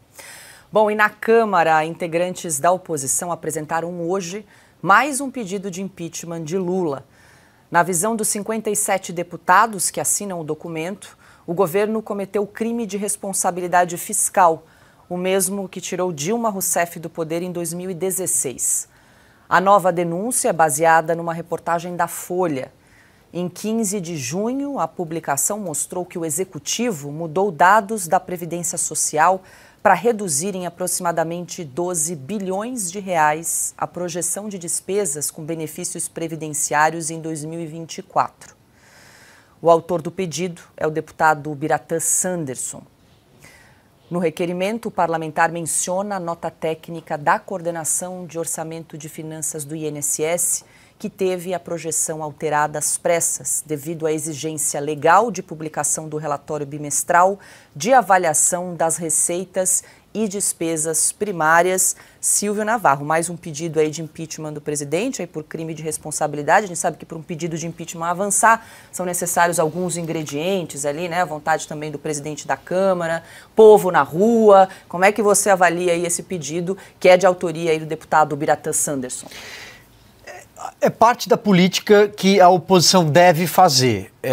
Se vai prosperar ou não, são outros 500. Isso depende do clima no Congresso, de povo na rua e principalmente da relação com o judiciário, né? Esses 3 fatores, eles são indissociáveis. Você não tem um impeachment de um presidente da República. Nós vivemos 2 impeachments, 2 processos com Fernando Collor e com Dilma Rousseff desde a redemocratização do país, sem esses fatores. O povo na rua, em massa, ou seja, a perda da base social de um governo, a insatisfação popular latente, gritante, um Congresso Nacional sem base de apoio. Ele não tem base, mas ele tem um centrão que se movimenta conforme o xadrez político. E neste momento, os partidos do Centrão, que são majoritários, estão preocupados com 2 fatores. O primeiro, a eleição municipal. Agora, próximo semestre tem eleição municipal. E eleição municipal, ano par para prefeito e vereador, combina com ano par para deputado federal, estadual e os demais cargos que são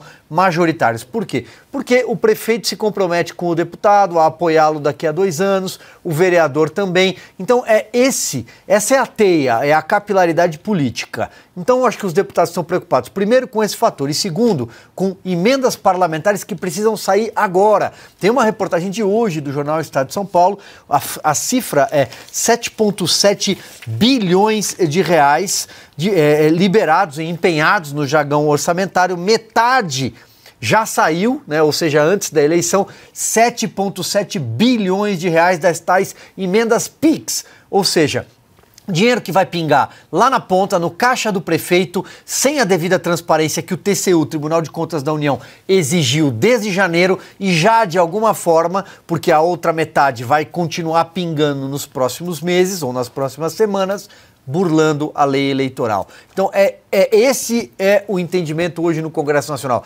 O deputado está preocupado com o dinheiro para chegar rápido na prefeitura e no xadrez político municipal. Então não tem um clima a partir daí. O terceiro fator que eu tinha citado é o judiciário. Está todo mundo junto naquele cabaré que eu citei agora há pouco em Lisboa e vocês todos comentaram. Portanto, não há um verdadeiro clima para o impeachment. Acho que em fevereiro o crime foi ainda pior, quando Lula atingiu ali, feriu o artigo 5º da lei do impeachment, a 1079 de 1950, quando ele cometeu hostilidade contra a nação estrangeira e atrapalhou a neutralidade diplomática ao comparar a guerra do terror, né? Israel combatendo o terror ao Holocausto. Ali sim, para mim, houve um crime passível para a lei de impeachment, foi apresentado, mas aí tem o Rodrigo Pacheco, né? Enquanto o Rodrigo Pacheco estiver lá, nada vai acontecer. E aí, consta, pode não haver clima nesse momento, mas é uma denúncia que preocupa. Nessa reportagem da Folha mostrou ali que houve uma maquiagem nos dados da Previdência Social para reduzir o valor de 12 bilhões, uma projeção de despesas. É algo bastante preocupante que demanda aí uma investigação. Tudo nesse desgoverno é muito preocupante e a gente leva imediatamente as mãos ao bolso. Eu acho que o Silvio fez uma análise já bem completa, né, do que é um impeachment, realmente da questão política junto com a questão jurídica. E a questão jurídica, né, é o pretexto, digamos assim, aí você puxa da cartola o que você quiser. Tem a questão que o Silvio mencionou sobre Israel, tem pedalada fiscal, tem um monte de coisa, né, porque o Brasil voltou e a gente sabe o que isso significa na prática. Agora, o Al Capone foi pego lá pelo imposto de renda, né? Então o Lula tinha que estar cumprindo pena até hoje pelos seus crimes. Mas o ladrão resolveu voltar à cena do crime, como diria Geraldo Alckmin. Sempre que eu menciono essa frase, eu digo o nome do autor, né? Foi o Geraldo Alckmin que disse isso. E lá está agora. Vai sofrer impeachment? Vai ser esse o mecanismo que o sistema vai usar para se livrar do Lula? Lembrando que muitos não queriam o sapo barbudo, tentaram levantar uns 37 nomes aí de terceira via, estão todos hoje no governo Lula, né, praticamente, mas nenhum vingou. Então o Alckmin está lá como uma espécie de seguro. O sistema não gosta do radicalismo do Lula. Quando a gente começa a ler editorial do Estadão, até mesmo os jornalistas mais defensores do governo no Globo, tipo Miriam Leitão, né, e companhia, fazendo uma crítica em relação às estatais, ao Banco Central, à diplomacia, é porque eles querem mesmo um governo tucano. Eles querem isso, um governo tucano. Então, se começar a degringolar a economia, o dólar passar de 6, daqui a pouco bate 7, a coisa começa a ficar esquisita, aí o pretexto é o de menos. Vamos pegar qualquer um desses. Mas é bom o Lula ficar atento. E ele sabe disso, o Dirceu sabe disso. Eles não são bobos, eles viram o que aconteceu com a Dilma. Eles devem estar agindo para cooptar as forças necessárias e não passar pelo que passaram lá em 2014, uma vez mais, né? Então, todo cuidado é pouco, eles vão tentar, obviamente, eles vão tentar se blindar, mas o sistema pode tentar se livrar do petismo e colocar no seu lugar o tucanato, uma vez mais, por medo da face, que não é nenhuma surpresa, mas é a face verdadeira do radicalismo petista.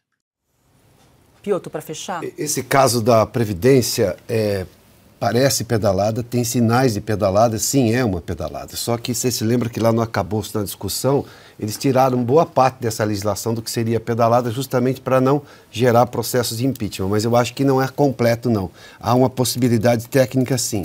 Mas dia desses, o ministro Haddad chegou a sugerir que a inflação, que obviamente vai ficar um pouco mais pressionada por causa da tragédia que aconteceu no Rio Grande do Sul, a enchente, o Rio Grande do Sul é fornecedor de uma série de produtos que compõem a cesta da inflação, né, na hora de fazer o IPCA, que não considerasse aquilo, porque isso é só momentâneo e o governo está trabalhando para resolver aquela questão. Quase uma sugestão de pedalada para o Banco Central, que óbvio, inflação é uma questão de demanda, e de oferta. Se você tem problema nisso, a inflação sobe ou a inflação desce. O Banco Central vai fazer só um trabalho técnico. Mas veja só o tamanho da ousadia. E o ministro do Supremo, Alexandre de Moraes, declarou que a Corte pode rever a eventual anistia a condenados do 8 de janeiro. O tema está em análise no Congresso. Quem admite ou não anistia a Constituição Federal e quem interpreta a Constituição Federal é o Supremo Tribunal Federal. O Supremo já é uma instituição centenária. Obviamente, quando a democracia é mais atacada, quando a Constituição é mais desrespeitada, o Supremo Tribunal Federal tem a missão constitucional de defendê-la, e o fez. A fala do ministro do STF ocorreu depois de Lula dizer numa entrevista a uma rádio em Minas Gerais que não se opõe à concessão do benefício aos presos. O petista declarou, no entanto, que é necessário concluir as investigações dos atos antes de conceder o perdão criminal. Não dá para precipitar essa discussão de anistia. O que nós temos é que terminar de uma vez por todas de apurar todas as denúncias do 8 de janeiro, quando ela tiver todas apuradas, tiver todo mundo processado, ou todo mundo, livre de processo, ninguém foi indiciado, aí tudo bem. Você pode até perdoar pessoas que já estão presas há muito tempo, anistia para isso. Eu passei parte da minha vida brigando pela anistia e não vou ser contra. Mas nesse caso eles nem foram condenados ainda. A gente nem ainda sabe todos aqueles que praticaram do golpe. É preciso que a sociedade saiba quem é que tentou dar o golpe nesse país. Alexandre Garcia, hoje conosco. Muito boa noite, Alexandre. Seja bem-vindo. 2 pontos aí para a gente analisar, né? Primeiro, a declaração do presidente Lula em relação à anistia e também a declaração do ministro Alexandre de Moraes, que disse, Alexandre, que quem admite anistia ou não é a Constituição e que cabe ao Supremo Tribunal Federal a interpretação da Constituição. E aí, Alexandre, nós até estávamos, um pouquinho antes do programa começar, nós recorremos à Constituição, lá no artigo 48, para avaliar, né, o que diz a nossa Constituição, nossa Carta Magna, e diz assim: cabe ao Congresso Nacional, com a sanção do Presidente da República, dispor sobre todas as matérias de competência da União, especialmente sobre, e aí lá no inciso 8, diz concessão de anistia. E aí a gente ficou aqui se perguntando que tipo de interpretação cabe nesse artigo 48, que parece bastante claro e objetivo. Boa noite. Boa noite, Paula. Boa noite, Ana, Augusto, Piotr. Que bom estar com vocês. E esse assunto é muito bom, né? E essa ameaça do ministro Alexandre de Moraes, né? Tipo, podem conceder anistia, mas a gente vai interpretar. Não tem interpretação, né? É para quem sabe ler. A Constituição cidadã, como disse o Dr. Ulisses, porque basta saber ler. Não precisa de intérpretes invertendo os sinais. Está lá muito claro. O Congresso decide, compete ao Congresso conceder anistia, ponto final, né? E, aliás, a anistia está na história do Brasil, né? Eu só não lembro da anistia do Getúlio com o Prestes. Mas o Prestes tentou dar o golpe, a chamada intentona, em 1935, contra o Getúlio, e depois estava junto com o Getúlio no palanque. Mas eu lembro da anistia que o Juscelino deu para oficiais da aeronáutica que fizeram rebeliões armadas em Jacareacanga e Aragarças, e todos continuaram a carreira depois disso. Eu lembro da anistia do presidente Figueiredo, ampla, geral e irrestrita. Pegou todo mundo. O pessoal voltou do exterior. E mais, Lula está sendo coerente. Ele é um dos beneficiados, os companheiros dele, beneficiados pela anistia do governo militar. E, além disso, ele sabe muito bem que também está aqui no artigo 51. Compete privativamente, desculpem, é no artigo 84. Compete privativamente ao presidente da República, né, aí no 12, inciso 12, conceder indulto ou comutar penas. Quer dizer, até o presidente da República pode, exclusivamente, privativamente ele, indultar pessoas condenadas pelo Supremo. Aliás, condenadas, pode ter um bom argumento, né? Não houve o devido processo legal, não é o juiz natural, né? Porque o juiz natural é da primeira instância, a vara federal da primeira instância, foi atingido um prédio, foram atingidos prédios federais, prédios da União. Então tem motivo para isso, né? E tem gente presa que não foi condenada. O presidente Lula tem que esperar para saber se vão ser condenados ou não, só que já estão presos sem serem condenados. Então, não tem como a gente não chamar de volta uma frase. A Paula acabou de mostrar aí o ministro Luiz Fux, né, falando ao dar o voto da maconha outro dia, que aliás interpretaram errado, né? Os jornais deram que ele votou a favor da maconha, não foi. E aí ele disse que não há poder acima do Congresso Nacional, que é o primeiro dos poderes. É o poder que emana direto do povo, são os representantes do povo. Ora, se a vontade do Congresso Nacional for dar anistia, não há nenhum poder maior que possa cancelar isso. Não? Então, vamos falar de coisas óbvias. Isso é óbvio, está escrito na Constituição. A gente tem que voltar à Constituição, confiar na Constituição, porque fora dela é a desesperança. Nunca tanta gente me falou que não tem mais esperança. Não? O brasileiro, profissão esperança, parece que está abandonando essa profissão. Por quê? Por causa disso. Porque a própria Constituição, a lei maior, não é levada a sério.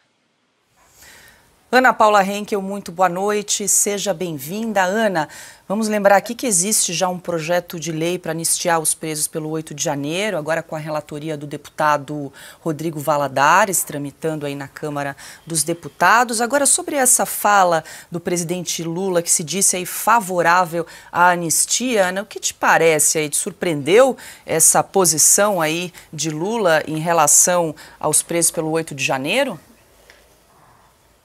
Boa noite, Paula.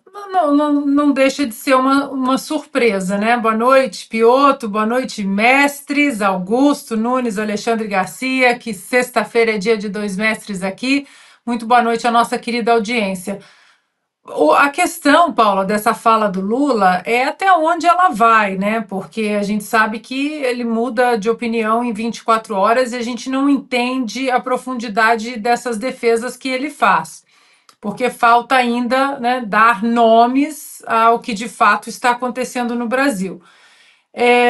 O que chama a atenção nesse contexto, para mim, é a fala do ministro Alexandre de Moraes, porque quando ele fala em defender a Constituição, o Alexandre Garcia desenhou de uma maneira brilhante, né, detalhadamente a nossa Constituição. Só que quando o Alexandre de Moraes fala na defesa da Constituição, não bate com a realidade de quando ele atua como juiz, como ministro. Não é juiz, mas, né, ali no caso é o juiz de todos os processos da nossa Suprema Corte. Então, fica a pergunta de que Constituição ele está falando, porque essa Constituição que o Alexandre Garcia trouxe não é a Constituição que é defendida do na Suprema Corte. E aí, quando Lula fala, né, que tem que apurar as acusações, as investigações, que tem que esperar, né? Como fazer isso se não há a individualização das penas, dos processos, dos inquéritos? Os julgamentos são em lotes. O lote A, né? Parece que estamos falando de animais. O lote B, o lote. Agora um lote de 20 pessoas. Como anistiar essas pessoas? Como dar justiça às pessoas? Como mostrar que o inocente é inocente e que aquele que vandalizou, que quebrou, que causou algum dano ao patrimônio público, que ele pague a letra fria da lei, nem acima e nem abaixo da lei. Não há individualização no 8 de janeiro. E aí, Paula, o curioso é que o Brasil, nós vamos sempre contra, né, no caminho contra a liberdade. Hoje, exatamente hoje, a Suprema Corte dos Estados Unidos, a gente sempre compara ali, principalmente o 8 de janeiro no Brasil com 6 de janeiro aqui nos Estados Unidos, a invasão ao Capitólio.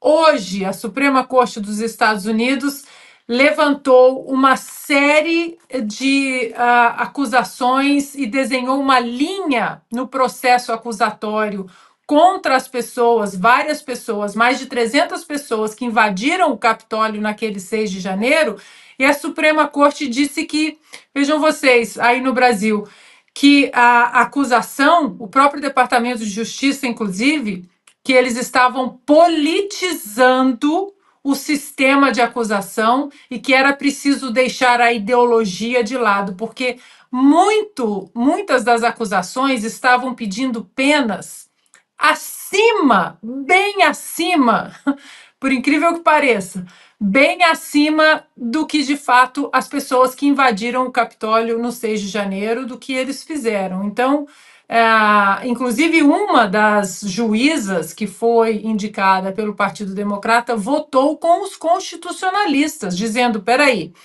você tem que olhar a pessoa, olhar o que ela fez, de fato, provar o que ela fez, nem a mais e nem a menos, e aplicar a pena ao que ela fez.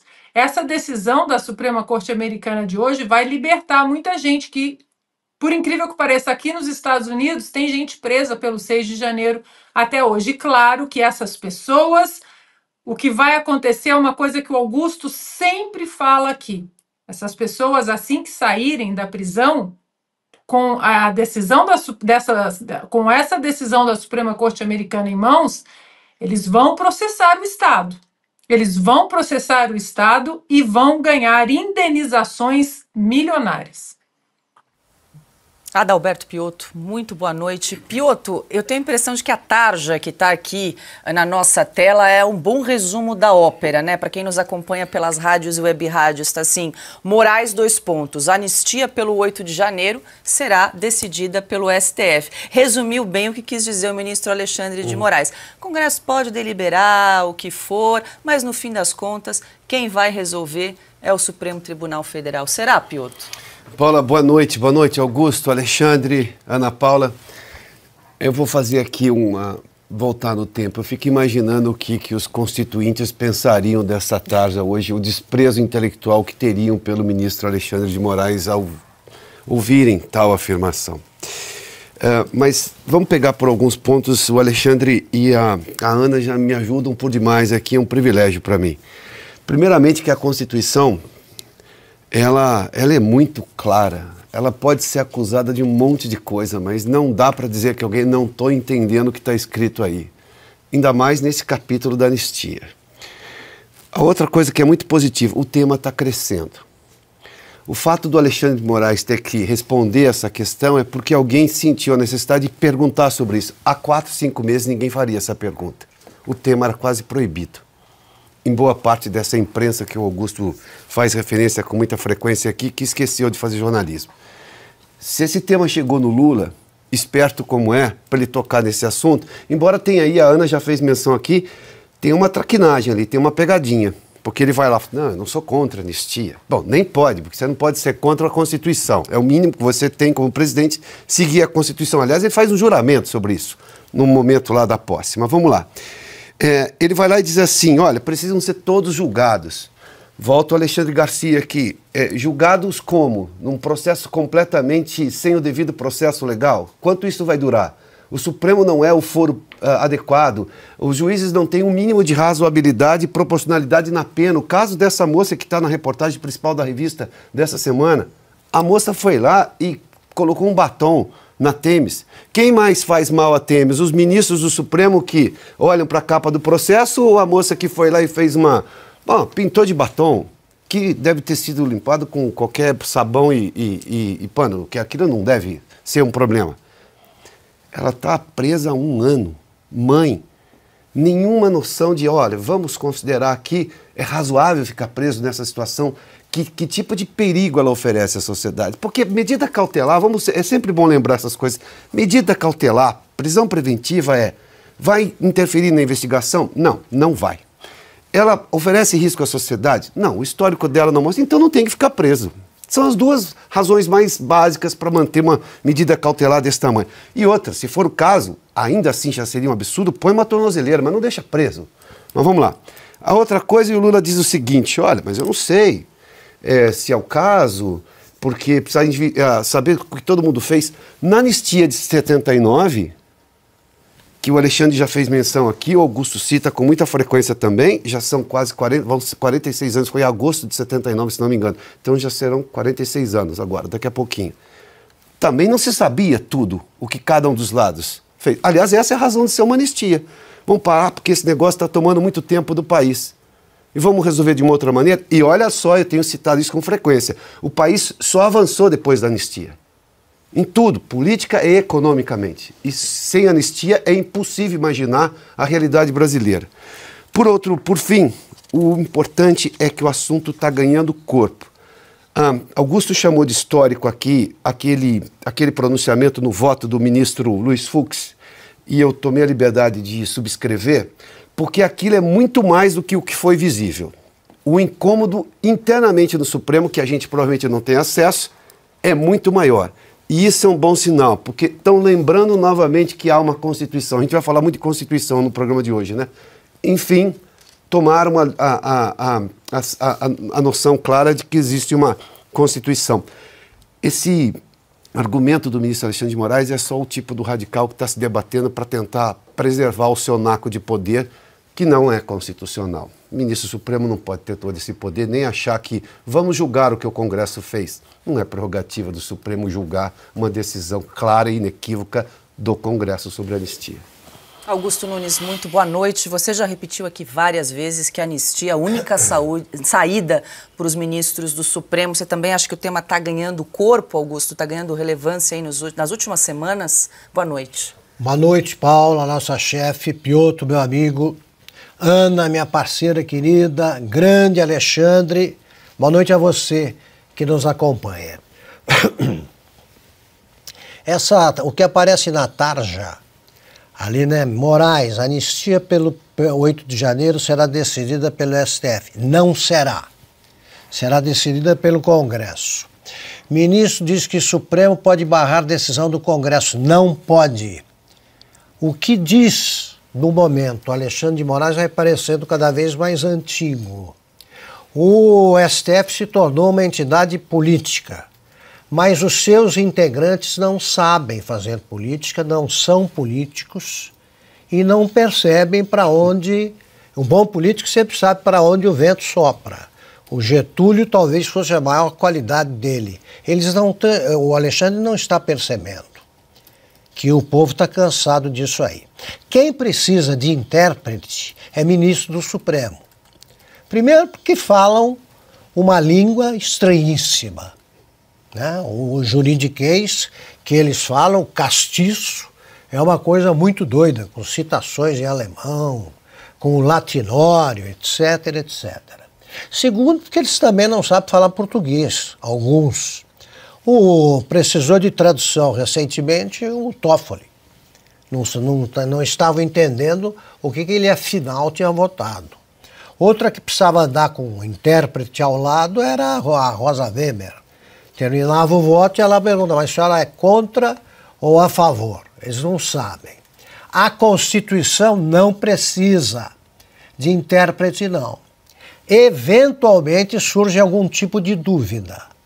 E o Supremo é encarregado de dirimi-las aí. Mas o Supremo não legisla. E foi assim, em 79. Foi decidido pelo Congresso que seria uma anistia ampla, geral e irrestrita. E assim o governo agiu. Alexandre acompanhou de perto. O presidente Figueiredo cumpriu a promessa dele de fazer do Brasil uma democracia e concordou com um ponto polêmico que foi decidido se era ampla, geral e restrita a ponto de abranger também os que já estavam condenados. Porque uma das correntes militares achava que quem estava preso e condenado, tudo tinha seguido devido processo legal, então não podia sair da cadeia. E no fim saíram todos, voltaram todos do exílio, voltaram os que haviam matado pessoas, os que haviam executado presos, os que haviam executado companheiros, os que haviam cometido crimes de morte e contra a vida, e todo mundo foi beneficiado daquilo porque naquele momento histórico era preciso que fosse assim. E é ampla, geral e irrestrita. No caso, na situação no Brasil em que estamos vivendo, a anistia deveria ser considerada bem-vinda, sobretudo pelos ministros do Supremo que não têm saída para essa enrascada em que se meteram. Vão continuar condenando pessoas sem a individualização da conduta.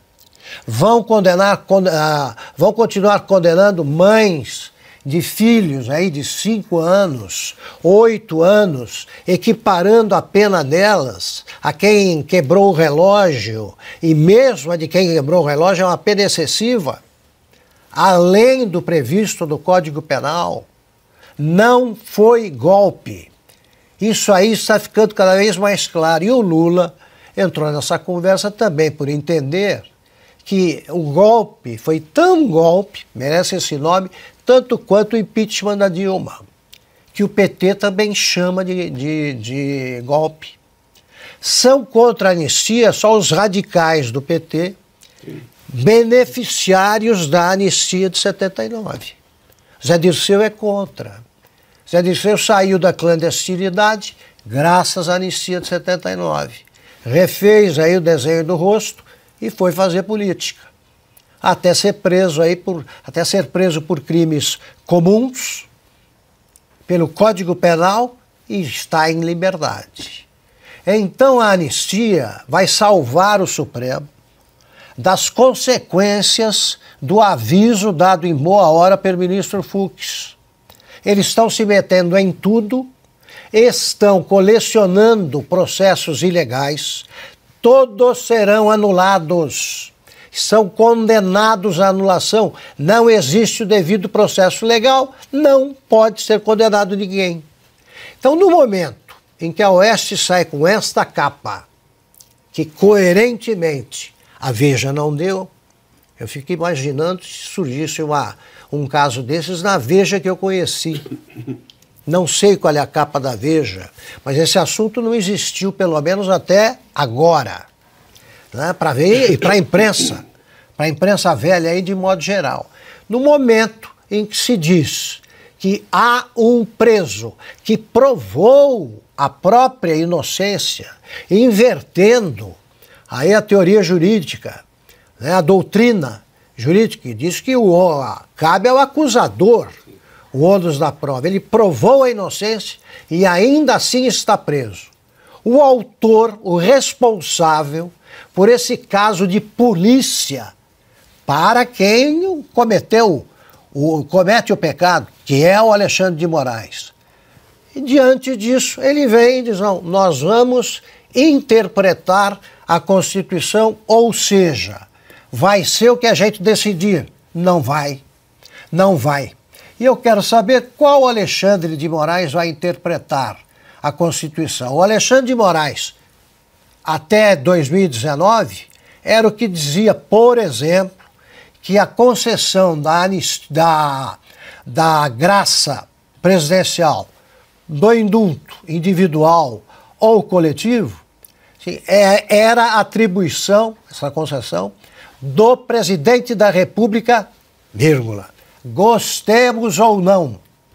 Agora, é ele quem mantém na cadeia o ex-deputado Daniel Silveira, indultado pelo presidente da República. Esse tipo de abuso, contra o qual já se insurgiu o ministro Fux e outros haverão de se insurgir também, esse tipo de abuso acabou, a época acabou. O Brasil não suporta mais. E é bom que o Supremo, que vive numa redoma, aprenda isso enquanto é tempo. Em Portugal, o ministro Flávio Dino, do Supremo Tribunal Federal, defendeu a realização do Fórum Jurídico promovido por Gilmar Mendes em Lisboa. Uma visão anômala, esquisita, esdrúxula, eu diria, ver hoje, em parte da sociedade brasileira, que sentarem no mesmo auditório advogados, professores, empresários, acadêmicos, magistrados, seria algo negativo. A meu ver, é algo muito atípico, muito esquisito. Soa muito mal nos meus ouvidos. Flávio Dino alegou que o evento é realizado em Portugal em razão da falta de um ambiente tranquilo para debates entre políticos e empresários aqui no Brasil. Às vezes, Gilmar, perguntam, meu amigo Salomão, por que fazer esse fórum em Lisboa? Eu respondo a vocês, porque talvez no Brasil fosse impossível fazer. Infelizmente. Infelizmente.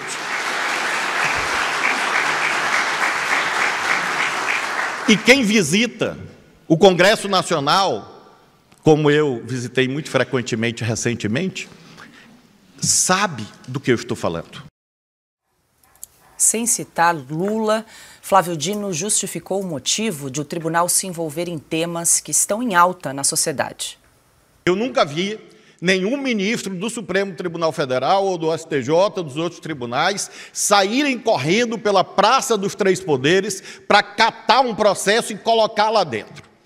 O problema é que, quando as situações conflituosas caminham por aquela praça e não encontram outra porta, acham o prédio do Supremo mais bonito, a rampa é menor e lá eles entram. E lá chegando, nós não podemos jogar os problemas no mar ou no Lago Paranoá. E nós não podemos prevaricar. E é por isso que o Supremo Tribunal Federal, entre aspas, se mete em muita coisa. Eu diria, nós somos metidos em muita coisa. Bom, antes de eu jogar aqui para os comentaristas, deixa eu só dar um contexto nessa fala que nós ouvimos agora, ao dizer aí que o STF está metido em muita coisa. O ministro Flávio Dino rebateu uma fala do presidente Lula que foi feita anteontem. Na ocasião, pouco depois do tribunal decidir pela descriminalização do porte de maconha para uso pessoal, o presidente disse que o Supremo não tem que se meter em tudo. E aí, Alexandre, a gente trouxe aqui essa declaração do ministro Flávio Dino no evento jurídico de Lisboa, que, por sinal, encerrou hoje, aí, né? Mais de 160 autoridades compareceram, algumas pagas aí com dinheiro nosso, dos pagadores de impostos, e quero ouvi-lo aí sobre essas declarações do ministro Flávio Dino, uma delas dizendo que seria talvez impossível a realização de um fórum de discussão jurídica no Brasil. Bom, mais uma vez eu vou concordar com a fala de Lula. Eu concordei com aquela da anistia. Ele até podia tomar a iniciativa de agora no Natal dar um indulto para todo mundo. Pelo menos ele agitaria o ambiente político, as pessoas ficariam meio sem entender e tal. Mas ele tem razão, porque o governo, o Supremo está se metendo em tudo. E o que é pior, não é como o ministro Dino está insinuando, que as pessoas não encontram portas onde entrar, vale dizer porta do Congresso, não encontram porta onde entrar, vão lá ao lado da deusa Temis e entram e pedem uma decisão do Supremo. Não é isso. Quando o Congresso não decide sobre alguma coisa, é porque o Congresso está expressando a sua vontade, como representante do povo, de não mexer naquela coisa, de deixar assim como está. Essa é uma vontade do Congresso expressa. E aí eu volto a lembrar o ex-presidente do Supremo, Luiz Fux, quando ele assumiu a presidência, ele já fez um discurso nesse sentido, né? Que o Supremo nem pode alegar que as coisas, que seja obrigado a aceitar tudo e que a que as pessoas recorrem, né? Todos os assuntos. Não pode se recusar, mas pode devolver, dizendo que não é da nossa alçada, é da arena política. Essa coisa tem que ser decidida por voto no Congresso Nacional. Se o Congresso Nacional não quer decidir, né, então é porque essa é a vontade do Congresso Nacional. Aliás, o ministro Dino parece que esqueceu que foi eleito senador para representar o estado do Maranhão, porque ele falou em visitar o Congresso algumas vezes, visitou, né, e, de certa forma, deixou uma dúvida no ar. Você sabe do que eu estou falando, como é aquele ambiente lá no Congresso. Não dá para fazer uma reunião lá dentro. Certamente não fariam lá dentro, fariam no Centro de Convenções Ulisses Guimarães, por exemplo, aqui em Brasília, né, que tem segurança suficiente. Ele alega que lá no Congresso tem até desforra física, tem agressões físicas lá dentro, ou seja, está falando mal do Legislativo, né? O integrante do Poder Judiciário está insinuando coisas a respeito do Poder Legislativo. E também não é o Supremo, aquele inquérito do fim do mundo, por exemplo, é de origem no próprio Supremo.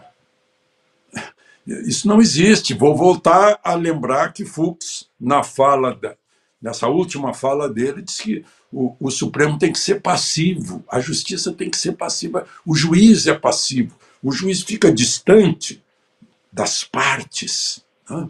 E é passivo, ele recebe do Ministério Público a denúncia, ele recebe do advogado da defensoria a defesa, né? Ele não toma partido, ele não é ativo, ele é passivo. É isso que Luiz Fux está dizendo, tentando ensinar para os companheiros, tentando lembrar os companheiros do Supremo. Agora ele é o único juiz de carreira lá, o juiz de direito, aliás, ele não rodou em nenhum concurso para juiz de direito, foi o primeiro lugar, muito pelo contrário, né? Então, no fundo, a essência dessa resposta do ministro Dino está justificando que poderia muito bem ser feito no Brasil. Só não está sendo feito no Brasil por quê? E o auditório aplaudiu, estranho. Não há ambiente, vocês sabem por quê que não pode ser feito no Brasil. Pode ser feito no Brasil, sim, fica mais barato, né? Não tem voo de graça, não tem diária de graça, não tem almoço de graça. Então, alguém está pagando. E essa proximidade de advogados e de empresas que têm ações no Supremo, né, junto com... Até está lá o diretor da Polícia Federal, e tem gente lá cujas empresas estão sendo investigadas, né? Os advogados me contam, olha, a gente está indo para lá para poder ter o contato, ficar mais próximo e tal, fica mais fácil, né? Então, eu não entendi bem por que está sendo feito em Lisboa, uma bela e simpática cidade, mas para ir para lá tem que atravessar o Oceano Atlântico e a linha do Equador. E custa, né, Alexandre? Custa muito. Ana, antes de te ouvir, deixa eu trazer mais uma declaração aqui do Flávio Dino, durante esse evento jurídico em Lisboa. O ministro disse ainda que as decisões individuais dos ministros do Supremo são respaldadas pelos demais integrantes da Corte. O Alexandre, o Gilmar e outros colegas do Supremo fazem o que fazem porque eles são a expressão do colegiado. Se engana e erra gravemente aqueles que imaginam que se cuida de atos individuais. São atos do colegiado, respaldados por todo o tribunal e vão continuar a ser, combinando a necessária firmeza inerente ao uso coercitivo do sistema jurídico com a doçura possível, com o consenso possível. Ana. Olha, então, acho que a gente podia dispensar 10 ministros, né? Porque eles são caríssimos. A conta dos ministros do Supremo como uma corte com 11 ministros, o aparato todo, carros blindados, segurança, assessores, togas com o tecido X, lagostas, vinhos. Se a decisão de um vale para todos, vamos deixar só um, economizar um dinheirão, mandar o dinheiro para o Sul. O Sul está precisando. Serão muitos anos pela frente reconstruindo o Rio Grande do Sul. Para que 11? Para que plenário? Para que discutir? Se, de acordo com Flávio Dino, o que um decide sozinho, os outros 10 concordam. Vamos economizar, né? Muito dinheiro. Agora, ele fala, né, que é esquisito a população reclamar desses convescotes, esquisito, senhor ministro Flávio Dino, esquisito é ver empresários, empresas que têm processos no Supremo Tribunal Federal nesses convescotes, tomando cafezinho, promovendo essas reuniões, essas conferências. Isso é esquisito, né? Não é... É aquela história, né, da mulher de César, né? Não basta ser honesta, precisa parecer honesta. E eu só queria reafirmar o que o Alexandre, o nosso Garcia, disse sobre a provocação da corte. Essa é uma corte que só age, pelo menos deveria agir, apenas quando provocada. E não é isso que acontece. Não é verdade isso que o Flávio Dino disse sobre os processos, né, que ficam ali perdidos, procurando. Parece que os processos estão precisando de um GPS. Ficam perdidos, procurando. Bom, achei o prédio do Supremo Tribunal Federal, vou bater aqui. E eles recebem.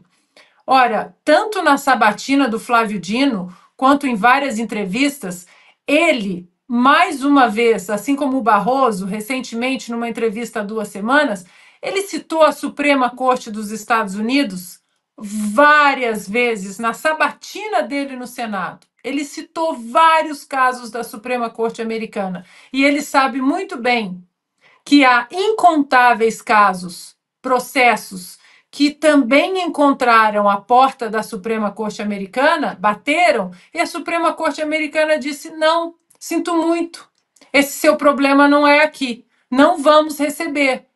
E por que a nossa corte não pode fazer isso? É uma corte estritamente constitucional. Quantas vezes a Suprema Corte Americana disse: não, isso aqui é problema do legislativo, não, isso aqui é problema de instâncias inferiores. Ainda há várias camadas a serem respeitadas até esse caso, porventura, chegar aqui. E por que a nossa tem que receber tudo?